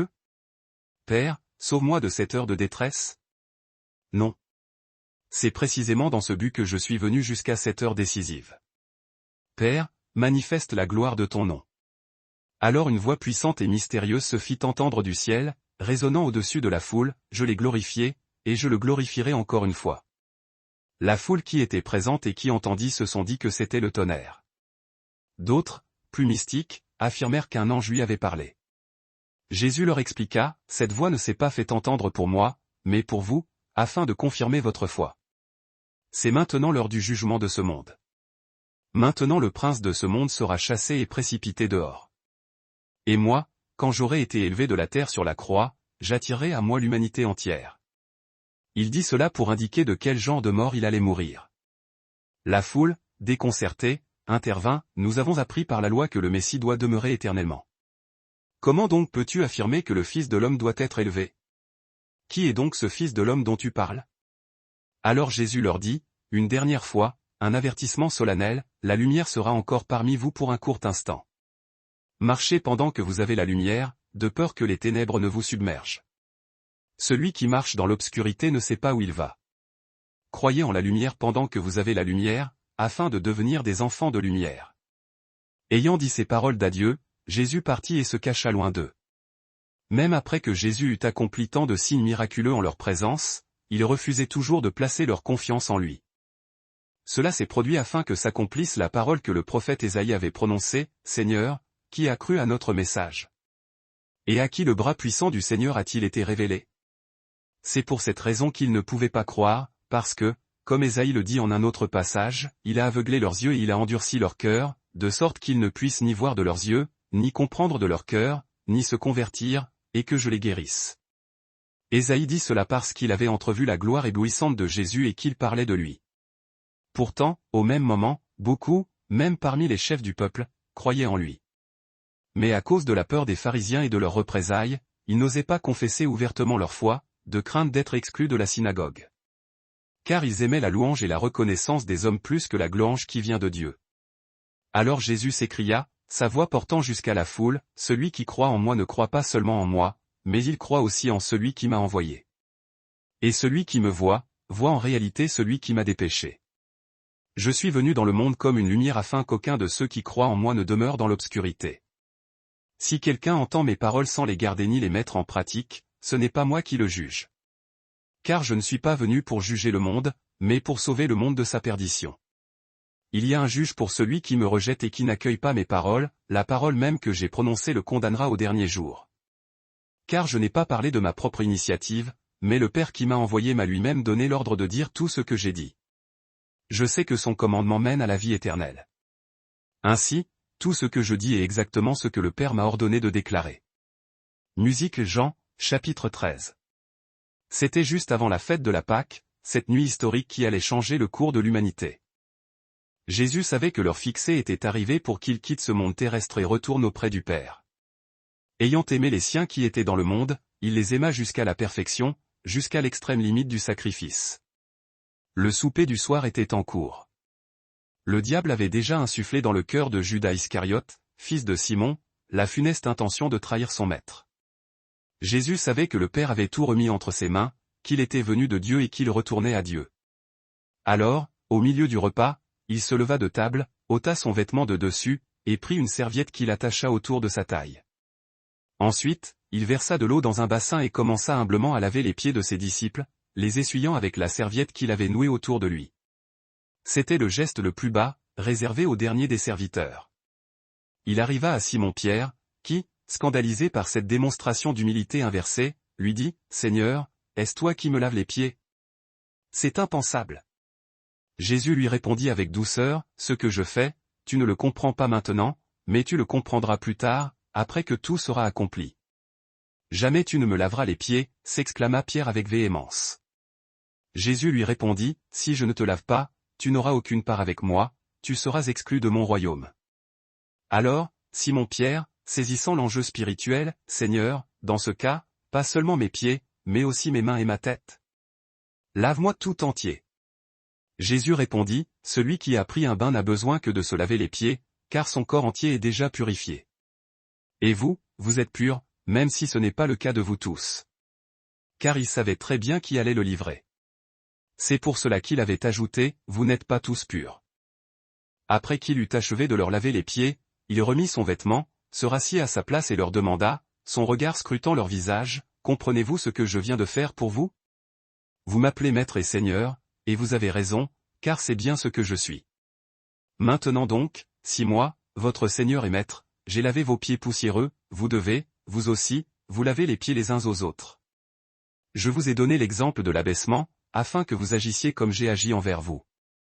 En vérité, je vous le déclare, aucun serviteur n'est plus grand que son maître, et aucun messager n'est plus grand que celui qui l'a mandaté. Maintenant que vous avez connaissance de ces choses, vous serez véritablement bénis si vous les mettez en pratique. Je ne parle pas de vous tous. Je connais ceux que j'ai choisis pour être miens, mais il faut que cette parole de l'Écriture s'accomplisse, celui qui partage mon pain a levé son talon contre moi. Je vous le révèle maintenant, avant que cela n'arrive, afin que lorsque l'événement se produira, vous croyiez fermement que je suis. En vérité, je vous le dis, celui qui reçoit celui que j'envoie me reçoit, et celui qui me reçoit, reçoit celui qui m'a envoyé. » Après avoir prononcé ces paroles poignantes, Jésus fut profondément troublé en son esprit et témoigna solennellement devant eux, « En vérité, je vous le déclare, l'un de vous, assis ici même, va me livrer aux mains de mes ennemis. » Ses disciples se regardaient les uns les autres, complètement perdus, ne sachant de qui il parlait précisément.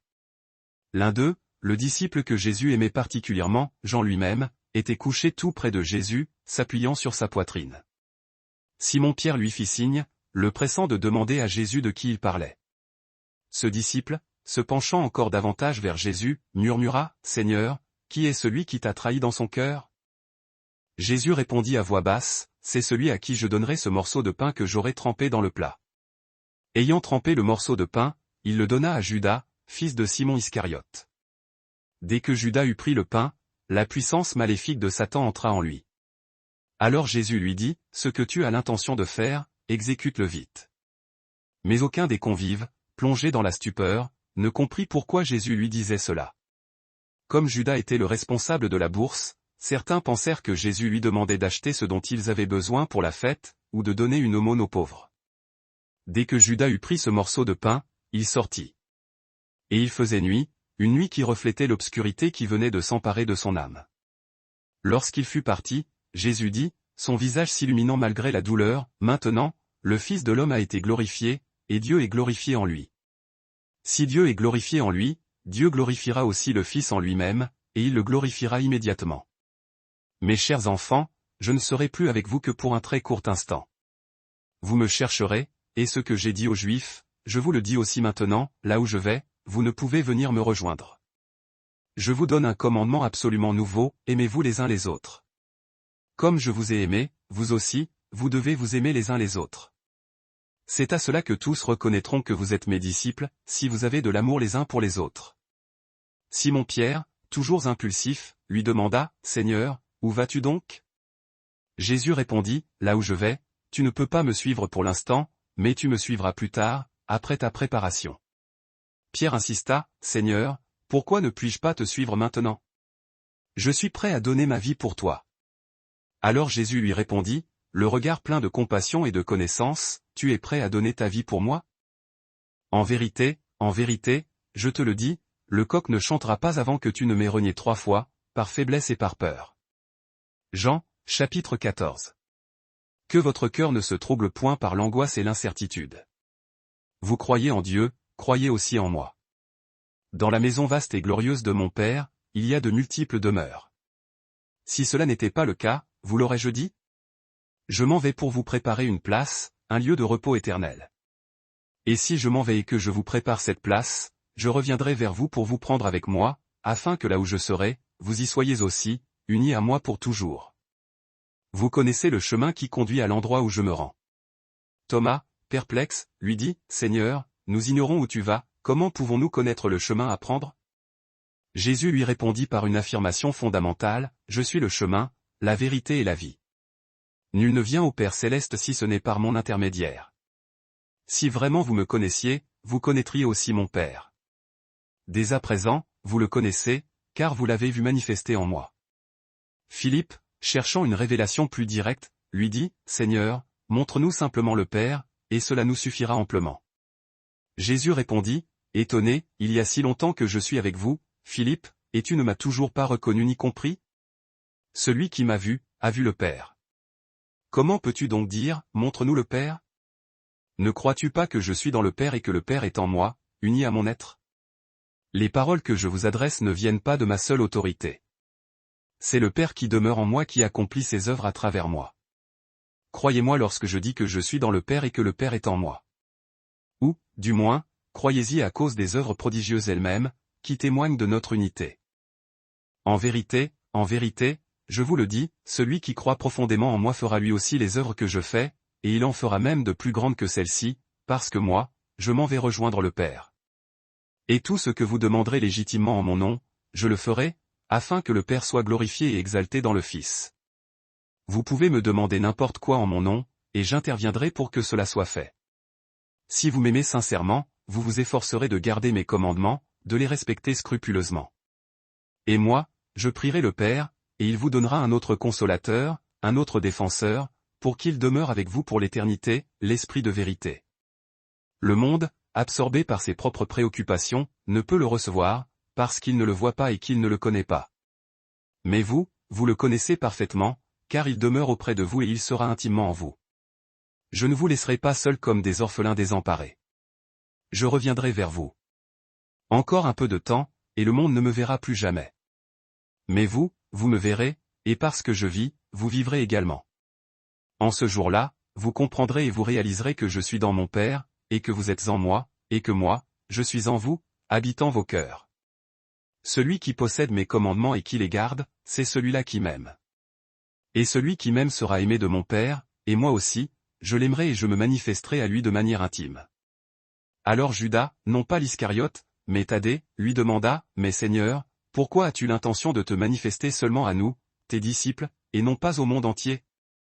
Jésus lui répondit, clarifiant la nature de cette relation, si quelqu'un m'aime véritablement, il obéira à mon enseignement, à la parole que je vous ai transmise. Mon Père l'aimera alors, et nous viendrons tous deux à lui et ferons notre demeure spirituelle avec lui, dans une communion parfaite. Celui qui ne m'aime pas, il n'obéit pas à ma doctrine. Et ces paroles que vous entendez ne sont pas de moi, mais elles appartiennent au Père qui m'a envoyé. Je vous ai révélé toutes ces choses pendant que je suis encore physiquement présent avec vous. Mais le Consolateur, le Paraclet, l'Esprit Saint, que le Père enverra en mon nom, celui-là même vous enseignera toutes choses et vous rappellera de manière surnaturelle tout ce que je vous ai dit et révélé. Je vous laisse la paix. Je vous donne ma paix profonde. Je ne vous la donne pas de la manière éphémère et superficielle dont le monde la donne. Que votre cœur cesse de se troubler, et n'ayez aucune crainte en vous. Vous m'avez entendu dire, je m'en vais, et je reviens auprès de vous. Si vous m'aimiez vraiment, vous seriez rempli de joie à l'idée que je m'en aille vers le Père, car le Père est plus grand et plus glorieux que moi. Je vous ai tout dit maintenant, avant que cela ne se produise, afin que lorsque cela arrivera, votre foi soit affermie. Je n'aurai plus beaucoup de temps pour vous parler, car le prince de ce monde approche, il est à nos portes. Il n'a aucune emprise ni aucun droit sur moi, mais il arrive afin que le monde entier comprenne que j'aime le Père et que j'accomplis exactement ce que le Père m'a ordonné de faire. Levez-vous maintenant. Quittons cet endroit. Musique Jean, chapitre 15. Je suis moi-même le vrai CEP, la vigne essentielle, et mon Père est le vigneron, celui qui cultive. Il enlève et coupe tout sarment qui est en moi et qui ne porte aucun fruit. Et il purifie et émonde soigneusement tout sarment qui porte du fruit, afin qu'il en porte encore plus abondamment, pour l'honneur de la récolte. Vous êtes déjà purs, déjà mondés, à cause de la parole vivante que je vous ai communiquée. Demeurez solidement attachés à moi, et je demeurerai en vous, leur source de sève. Le sarment ne peut porter de fruit par lui-même, s'il ne reste pas uni au CEP. De même, vous ne pouvez porter de fruits spirituels si vous ne demeurez pas unis à moi.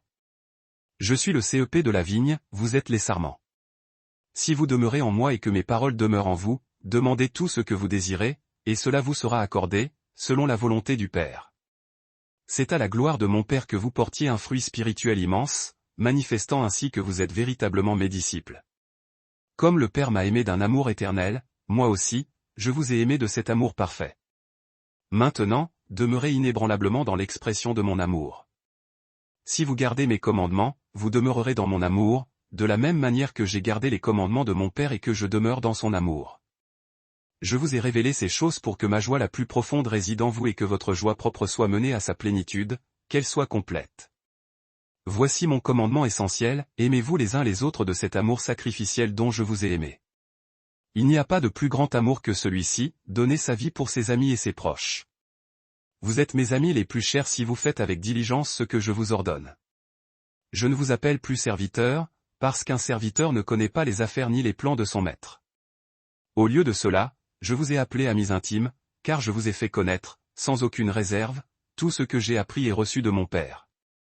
Ce n'est pas vous qui m'avez choisi, mais c'est moi qui vous ai choisi d'avance et qui vous ai établi afin que vous alliez et que vous portiez du fruit, et que votre fruit demeure éternellement, et que tout ce que vous demanderez au Père en mon nom, il vous l'accorde.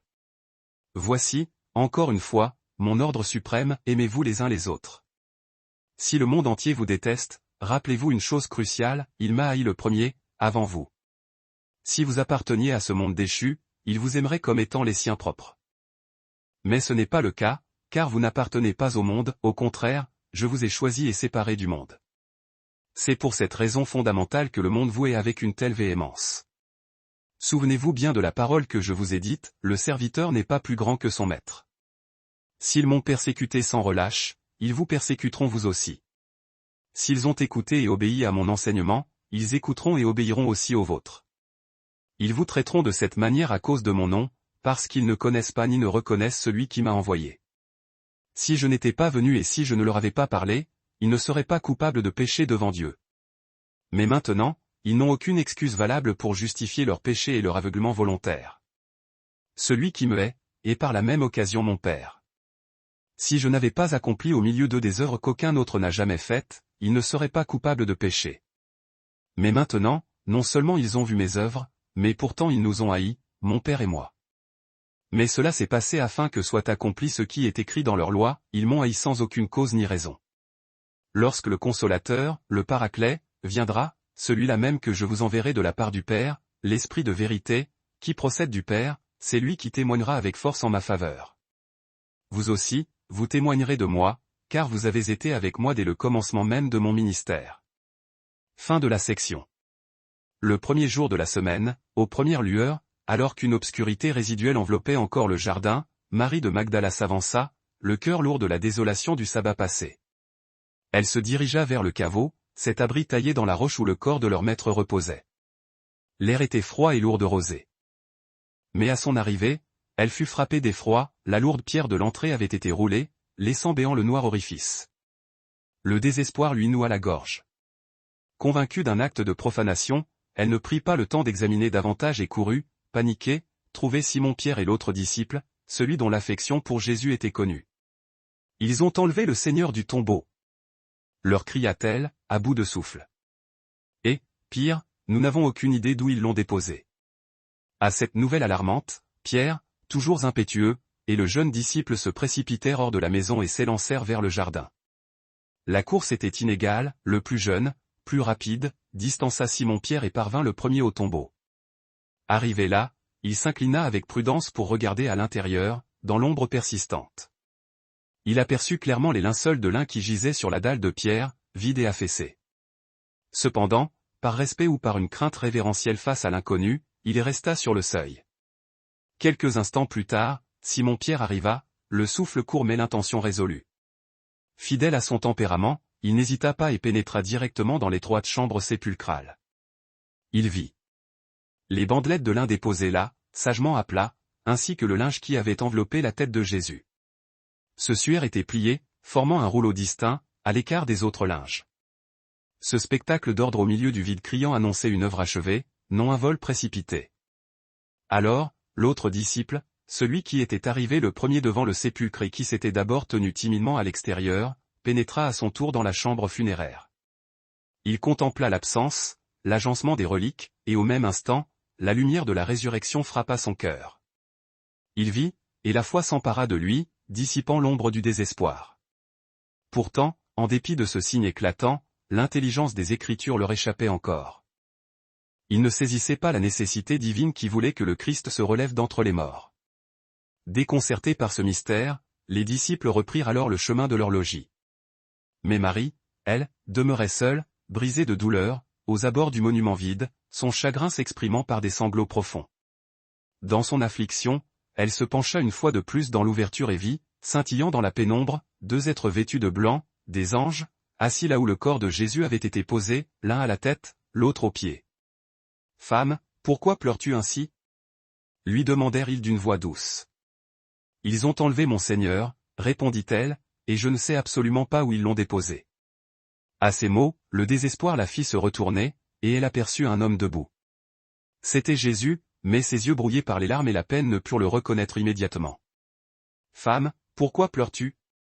Qui cherches-tu » lui demanda-t-il, sa voix portant la compassion.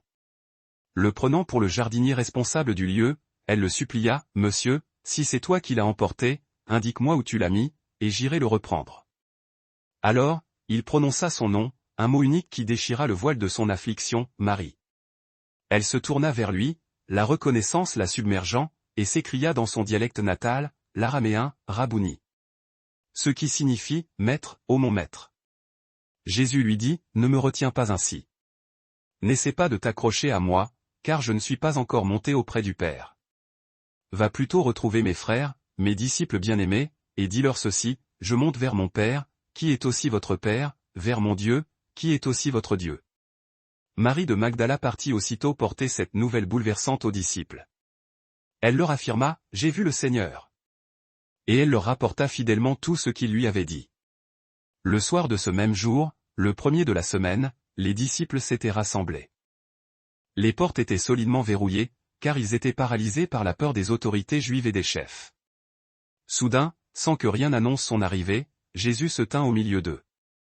Sa présence était lumière, sa première parole fut un don de sérénité, « La paix soit avec vous. » Ayant dit cela, il leur montra les marques de ses mains percées et la blessure profonde de son flanc.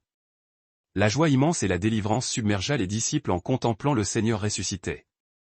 Il reprit, renouvelant son salut et sa mission, « La paix soit avec vous. Comme le Père m'a envoyé, moi aussi je vous envoie. » Puis, dans un geste d'une portée inouïe, il souffla sur eux et déclara, « Recevez l'Esprit Saint. Si vous remettez les péchés à quiconque, ils leur seront remis, si vous les retenez, ils leur seront retenus. » Or, Thomas, surnommé Didyme, le jumeau, l'un des 12, était absent lors de cette apparition miraculeuse. Lorsque les autres disciples, le cœur débordant de certitude, vinrent lui annoncer, « Nous avons vu le Seigneur. » Il refusa catégoriquement de les croire, obstiné dans son incrédulité et son exigence de preuves matérielles.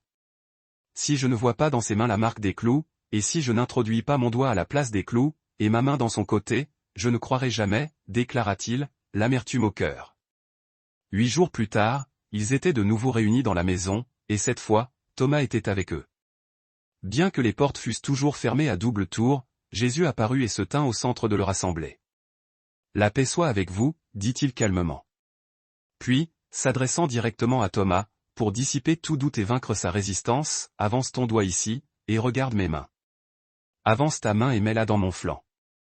Cesse d'être incrédule, mais sois croyant. » Écrasé par la preuve et l'amour du Maître, Thomas s'effondra dans la foi et s'écria, confessant sa divinité avec force, « Mon Seigneur et mon Dieu !» Jésus lui répondit avec douceur et sagesse, « Parce que tu m'as vu, tu as cru. Heureux ceux qui n'ont pas vu et qui pourtant auront cru. » Jésus accomplit encore devant ses disciples bien d'autres signes et miracles qui ne sont pas consignés dans ce volume. Mais si ces quelques témoignages ont été couchés par écrit, c'est afin que vous croyiez que Jésus est le Messie, le Fils de Dieu, et qu'en croyant, vous ayez la vie éternelle en son nom. Musique chapitre 21 de l'Évangile selon Jean. Après ces événements, Jésus se manifesta à nouveau à ses disciples, cette fois sur les rives du lac de Tibériade, la mer de Galilée. Et voici comment cela se déroula. Simon-Pierre, Thomas dit Didyme, Nathanaël de Cana en Galilée, les fils de Zébédée, et deux autres disciples se trouvaient ensemble, accablés par l'incertitude de l'avenir. « Je vais pêcher », leur annonça Simon-Pierre, cherchant à reprendre sa vie d'avant. « Nous allons avec toi », déclarèrent les autres. Ils montèrent donc dans la barque et passèrent la nuit entière à jeter et retirer les filets. Mais cette nuit-là, en dépit de leurs efforts épuisants, ils ne prirent absolument rien. Le vide du filet reflétait le vide de leur cœur après la passion. Au petit matin, aux premières lueurs, Jésus se tenait sur le rivage. Cependant, la distance et l'aube naissante empêchaient les disciples de réaliser que c'était le Maître. Il leur cria de la rive, « Les enfants, n'avez-vous rien pris à manger ?» « Non, lui répondirent-ils, la voix pleine de lassitude. »« Jetez le filet à droite de la barque, leur ordonna-t-il, et vous en trouverez. » Ils s'exécutèrent. Dès qu'ils eurent obéi, ils ne purent plus remonter le filet, tant la quantité de poissons était énorme. Alors, le disciple que Jésus aimait, celui dont le cœur percevait le plus rapidement la présence du Seigneur, dit à Pierre, « C'est le Seigneur. » Dès que Simon-Pierre entendit cette révélation, « C'est le Seigneur », il s'enroula dans son vêtement de dessus, qu'il avait ôté pour travailler, et se jeta à l'eau sans attendre, impatient de rejoindre son maître sur le sable. Les autres disciples s'approchèrent avec la barque, traînant le filet débordant de poissons, car ils n'étaient éloignés de la rive que d'une centaine de mètres environ. Lorsqu'ils furent arrivés à terre, ils aperçurent un feu de braise qui y était déjà allumé, avec du poisson posé dessus, et du pain.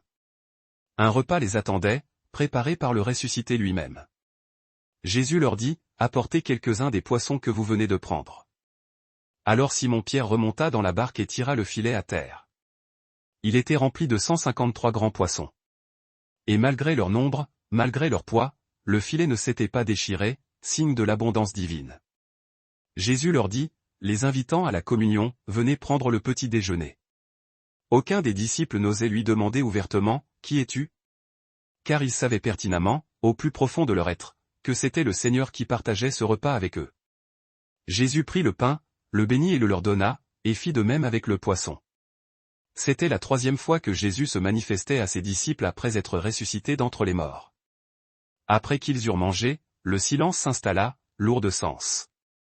Jésus s'adressa alors à Simon-Pierre, cherchant la guérison de son reniement en lui demandant 3 fois confirmation de son amour. « Simon, fils de Jean, m'aimes-tu plus que ceux-ci ne m'aiment » ? « Oui, Seigneur, répondit Pierre, tu sais bien que je t'aime de toute mon affection fraternelle. » Jésus lui dit alors, lui confiant sa charge pastorale, « Paie mes agneaux. » Une deuxième fois, Jésus reprit, « Simon, fils de Jean, m'aimes-tu » ? « Oui, Seigneur, tu sais bien que je t'aime de toute mon affection. » Jésus lui dit, « Prends soin de mes brebis. » La troisième fois, il lui demanda, sondant la profondeur de son cœur, rappelant sans mots les 3 reniements passés, « Simon, fils de Jean, m'aimes-tu » Pierre fut peiné que Jésus lui pose cette question une 3e fois, comme s'il doutait de la sincérité de son attachement. « Seigneur, tu sais tout, » lui dit-il avec humilité. « Tu sais que je t'aime. » Jésus lui dit définitivement, « Paie mes brebis. » En vérité, je te le dis, poursuivit le Christ, pour annoncer le destin de son apôtre, lorsque tu étais jeune, tu mettais toi-même ta ceinture et tu allais où tu voulais. Mais quand tu seras vieux, tu étendras tes mains, et un autre te mettra ta ceinture, et il t'emmènera là où tu ne voudrais pas aller. Jésus dit cela pour indiquer par quel genre de mort Pierre allait glorifier Dieu, le désignant comme futur martyr crucifié. Puis il ajouta, renouvelant l'appel initial, « Suis-moi » Pierre se retourna et vit que le disciple que Jésus chérissait, celui qui s'était penché sur sa poitrine pendant le dernier repas pour demander, « Seigneur, qui est celui qui va te livrer ?» les suivait. En le voyant, Pierre demanda à Jésus, « Seigneur, et lui, que lui arrivera-t-il » Jésus lui répondit, « écartant toute comparaison de destin, si je veux qu'il demeure jusqu'à ce que je revienne, qu'importe. Toi, occupe-toi de me suivre. À cause de cette parole, le bruit se répandit parmi les frères que ce disciple ne mourrait pas. Pourtant, Jésus n'avait pas dit qu'il ne mourrait point. Il avait seulement dit, si je veux qu'il demeure jusqu'à ce que je revienne, qu'importe pour toi. C'est ce même disciple qui rend témoignage de toutes ces choses que vous venez de lire, et qui les a écrites, les consignant avec fidélité. Et nous savons, nous qui attestons son œuvre, que son témoignage est véridique. Jésus fit encore beaucoup d'autres choses. S'il fallait les écrire en détail, je pense que le monde entier ne suffirait pas à contenir les livres que l'on écrirait. Musique, musique, musique, musique, musique, musique.